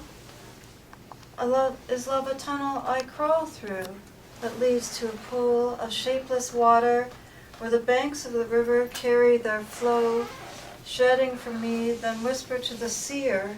Is the cosmos just an illumination in disrepair, calling for dissonance, unaware, dissolving within a floating cloud hanging over the sultry flower who sways in unison with me, then grows around me like a cage made of brambles, resistant to the tears that wet my heart and stretch me out so I can float again and see air.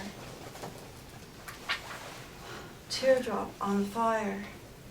I wander in your enigma, for I love the rain, and your teardrops whisper to my disdain, venturing in the shadows of an aching ecosystem as words fall like kisses in the dark, and the music box talks, but your voice is silent.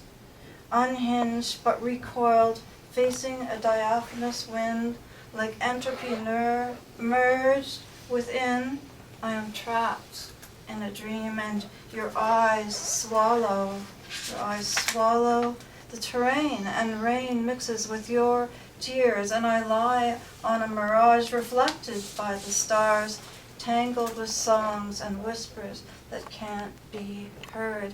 And I become riveted to a star who listens to the shadow of my mind, and tears drip, and I open my eyes, and you have disappeared like a teardrop on fire. Blue.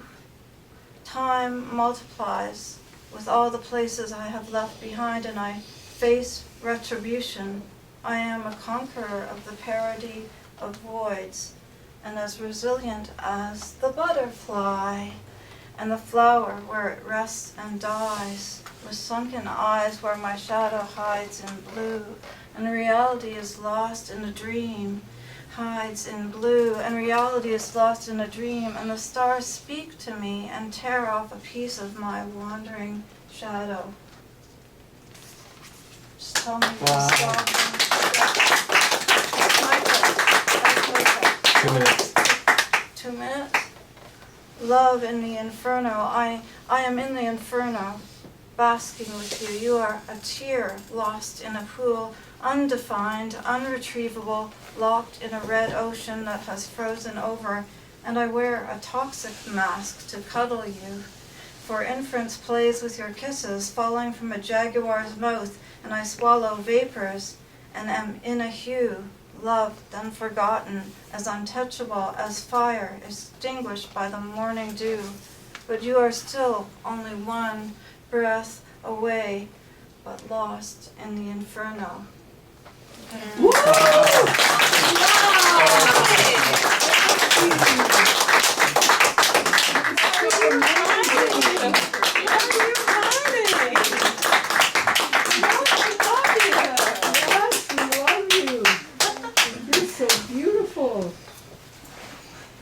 So I introduced Sarah. The year after Sarah and I were awarded our award, I tried it again with a different organization. This was a COVID thing that blew me away to believe that the word impossible becomes I'm possible.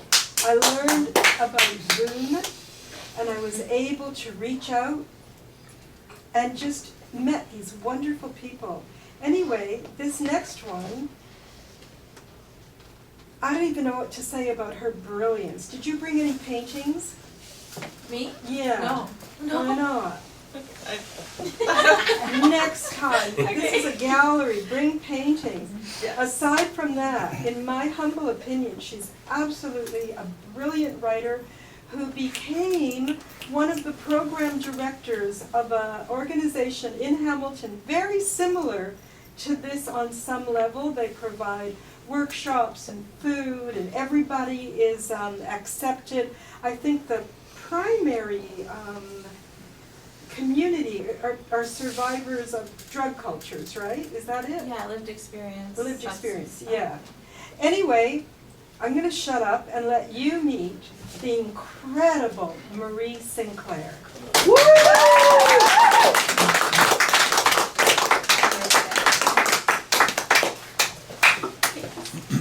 It's a bit of a maze.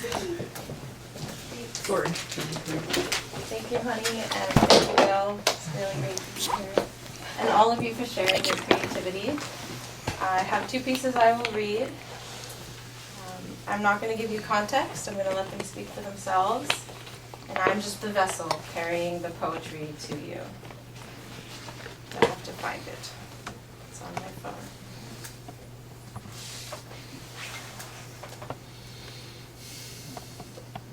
Okay.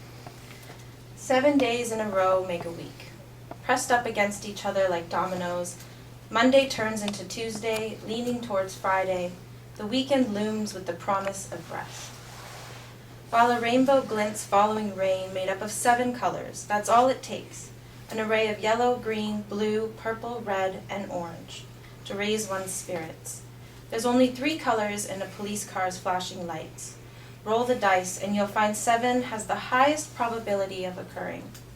Life is fleeting. The probability that we'll all end up dead is 100%. So we have to stop and smell the flowers. The lotus flower on Buddha's pedestal has 7 petals. In our solar system, we have 7 physical planets. There are 7 deadly sins. How hard do we have to work for redemption? Mammals have 7 cervical vertebrae.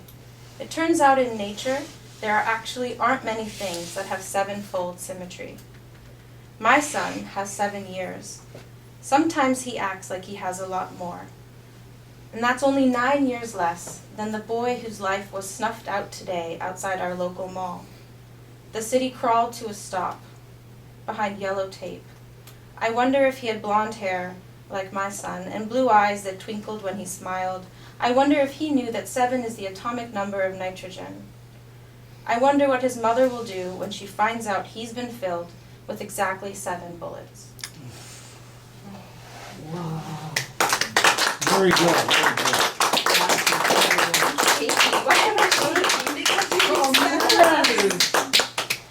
Okay, I'll read one more.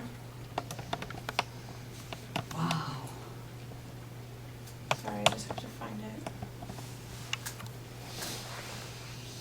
it. Okay. Spent, dried up, crusty, barren, like rolling hills of sand and sorries. This desert devoid of the gushing of our life-giving longing. Your head cradled between my hands as if I could hold your preciousness within me. Thrusting belly deep, legs locked. The nighttime doesn't stop for anyone. Inside we stack ourselves like Russian nesting dolls. Knit our fingers together like a blanket. Eyes closed between grunts and gasps, we cannot see the elephants in the room. They have names like, please don't let me go, and you cannot love me as I need to be loved. Stripped naked, bare skin, a canvas, a garden, tracing touch, a trail seared into my skin, branded by that which will not be, like words unspoken, hovering at the lips and dissolved like a sigh, turned to orgasm in air, haughty, too good to be true love turns up her chin and changes her gown. For with nowhere to go, she becomes grief.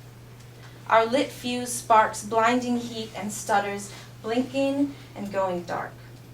In the silk sheets, our salty flesh becomes damp. We are pools of liquid and longing, just echoes in a wishing well, fused lips and teeth clashing, a flash of white in the glow of the moon, tender and violent, pent-up pain releases in the pleasure of writhing bodies and slapping skin. Midnight hair tangled in pale fingers, tomorrow looms like a corridor, hollow, empty, but this moment, endless, onward, a crest of a wave, rising, falling, crashing, white sea foam swirling, dissipating, swelling. These orgasms as ointment, futile for broken hearts. In dark, sweet, gentle eyes, I catch a glimpse of a soul, more beautiful than the sunrise. Somewhere birds are chirping. To the man in my bed, goodbye, which also means, of course, I love you. I love you, I love you, I will always love you. Wow.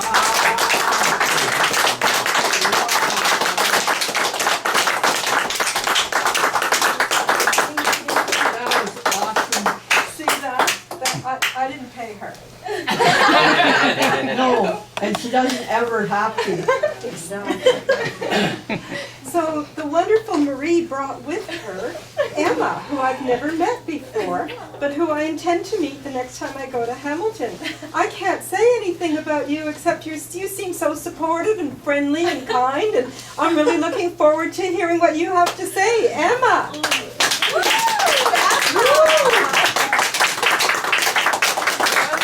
That's a very last minute decision. Good. I've never done this before, so. Yay!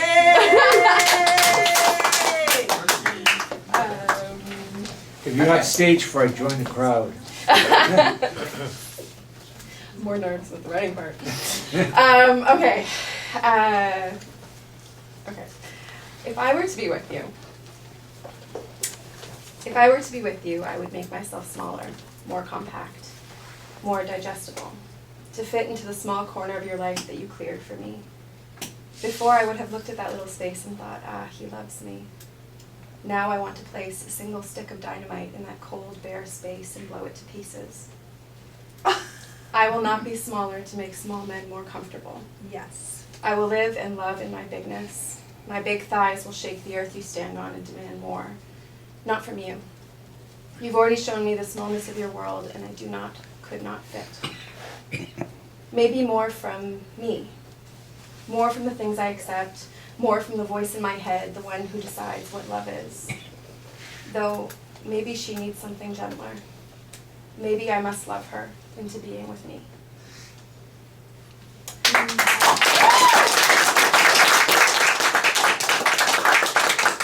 We're going to do a short little one. Okay, it's called My Ex-Husband.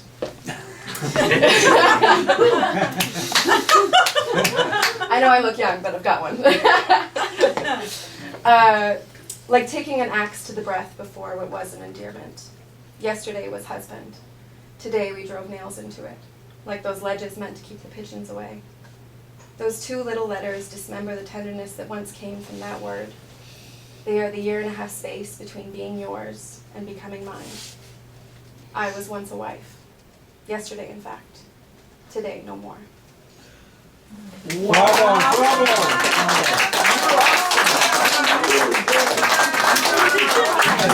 You're the first person here to make me cry. Did you hear what Roberta said? Tell her. You made me cry. Congratulations. Crying. I don't go around trying to make people cry. And it was the first poem. Because when I weighed 300 pounds, I was always invisible. And I had to make myself visible. And that is so special. That is so beautiful. You deserve that, you know?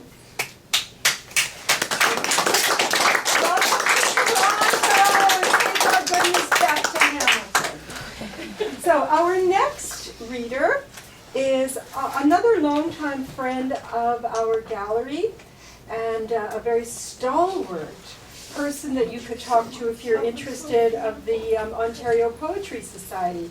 So I'd like to introduce to you Laura Deleon.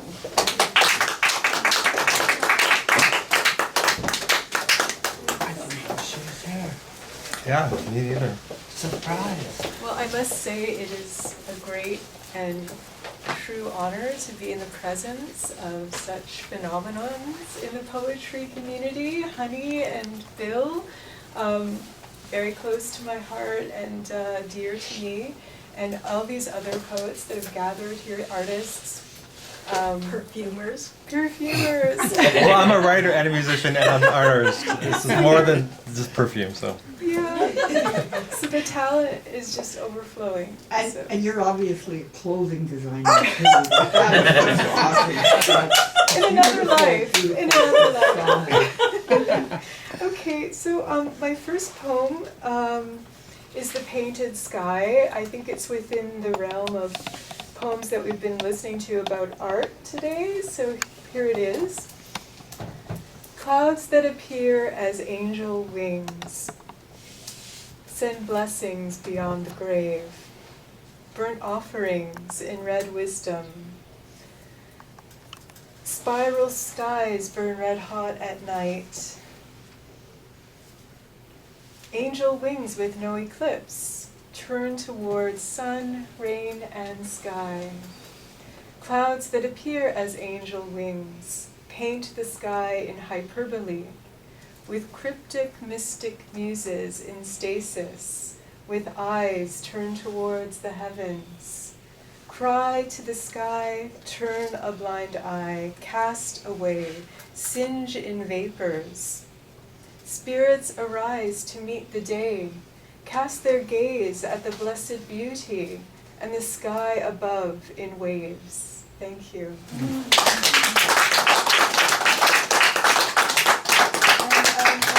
I'm just going to share a couple of poems that are part of my book, Winter Be My Bride. You may have heard them previously last week, as a matter of fact. This one is Narcissus, a mythological creature of the wood.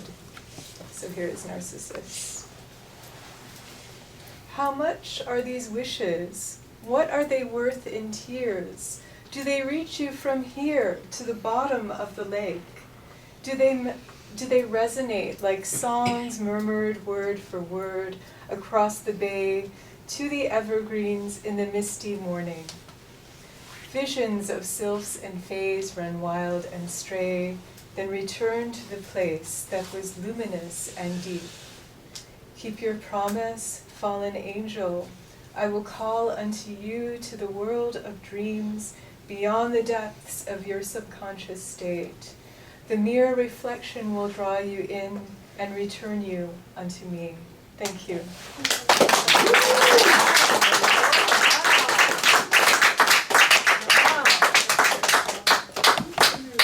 Wow. Oh, anyway, we're slowly coming to the end of our afternoon, but we're not over yet because we've got two more. The next person that I'd love for you to enjoy, to listen to, learn from, appreciate. I don't even know what to say about him. And I don't even know if Bill has enough words to say about him. We so appreciate his brilliance, his generosity, his support of this gallery, and now you will get to hear what we love. So everybody, please welcome David Tinmouth.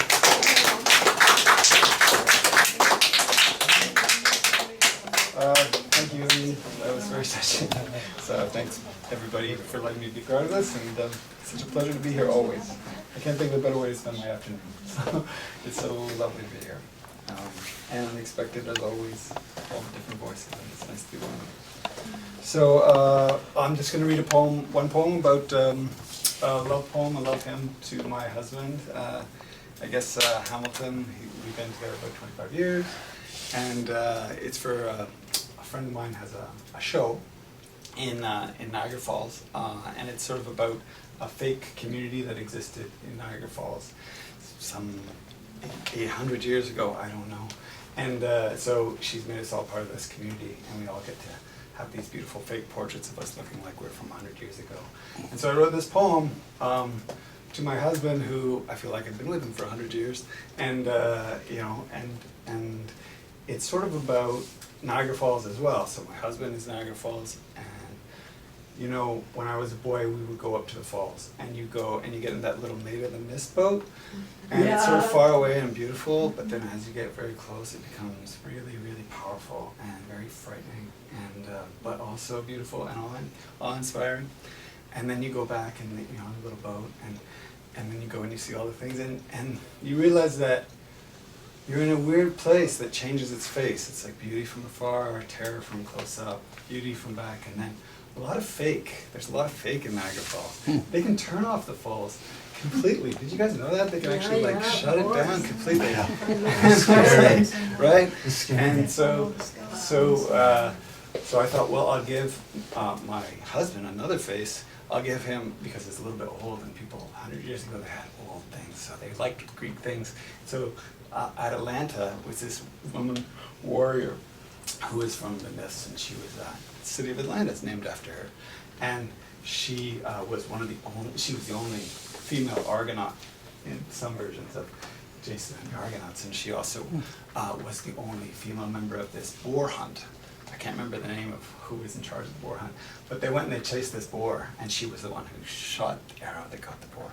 And I know. And then,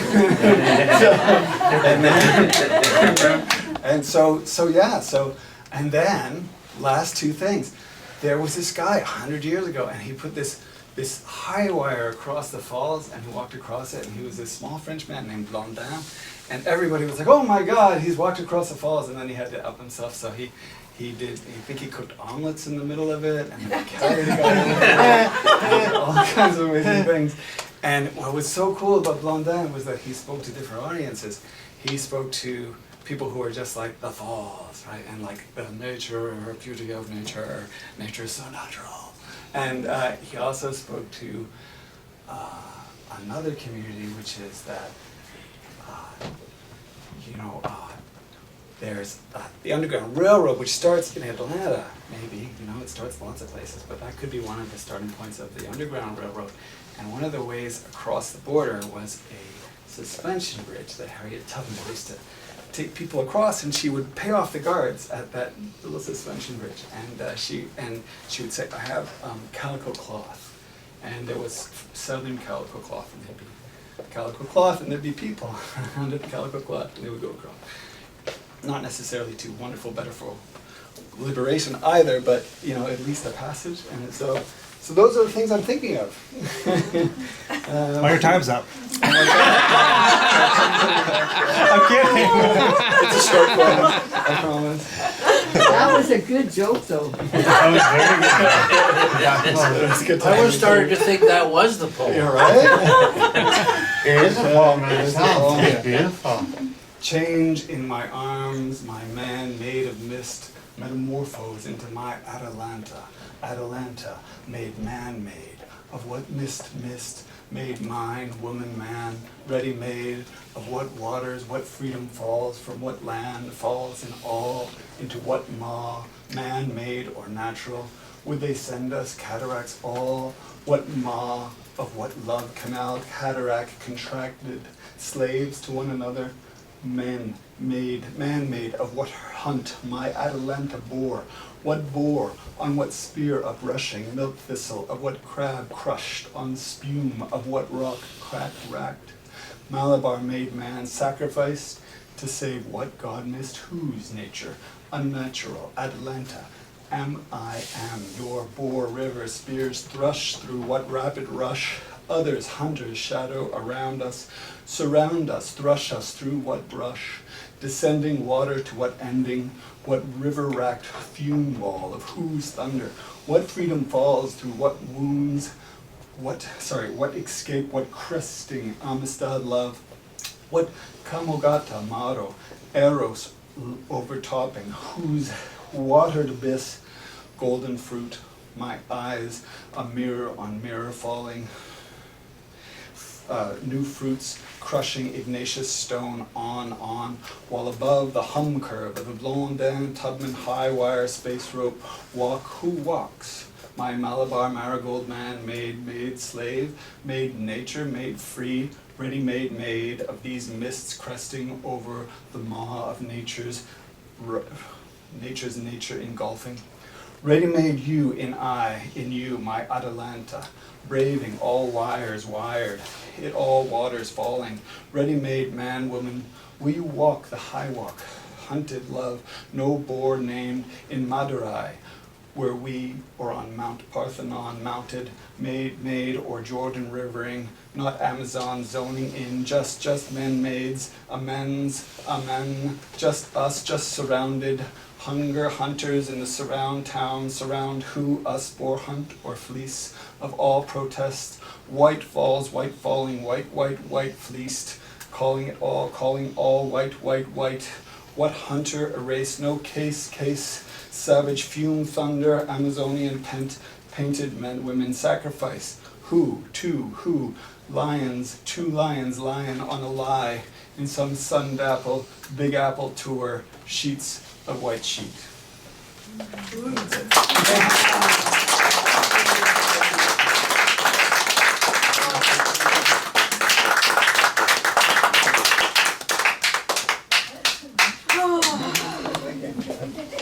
And you know that, I'm a certain generation where Donovan sang about Atlantis. Yes. You know what I mean? Yes, So I'm yes. sort of like in that floaty space. Oh, I have to come back to this earth. Okay, I will. Unfortunately, after the next person, we're done, but we could schmooze. If Bill Yes. says we could, yes, he said And yes. we booked for sale too, some Oh of my it. God, there you go. So It's amazing. anyway, it is truly an honor to introduce to you, he's not the final reader, he's just the final reader for today. That is a new friend to the Secret Handshake, a great friend, a supportive artist, a really wonderful visionary. It's too bad that you can't see his works because his paintings are miraculous. But you can hear what he has to say, so here is the wonderful John Vlachos.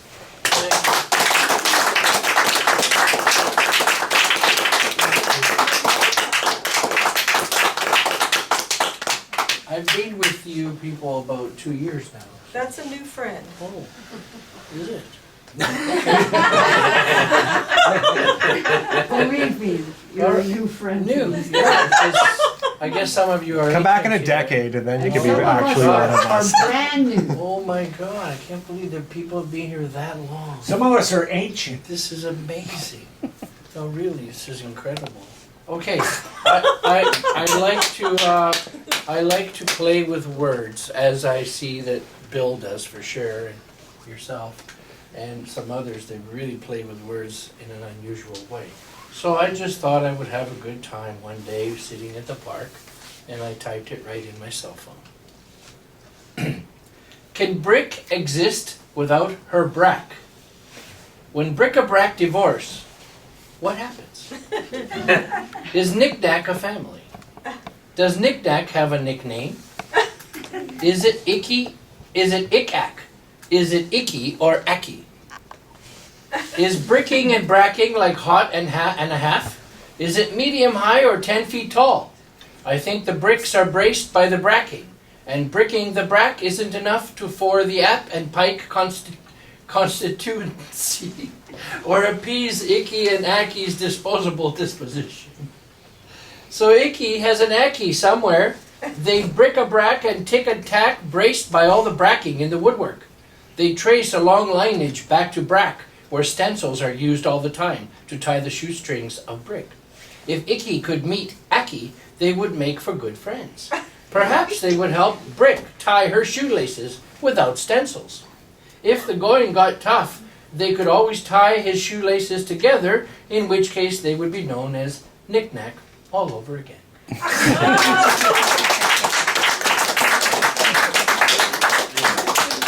Well, since John is sitting down, I'm assuming that that was it. He's leaving us with a laugh on a high note. Really good guy. So please sit down, get to know one another, and thank you for being here, and thank you. Thank you. Thank you, everyone. Thank you. I like what everybody here are some of those. Bill, thanks for doing this. Oh, you're welcome. Thank you very much. Great job.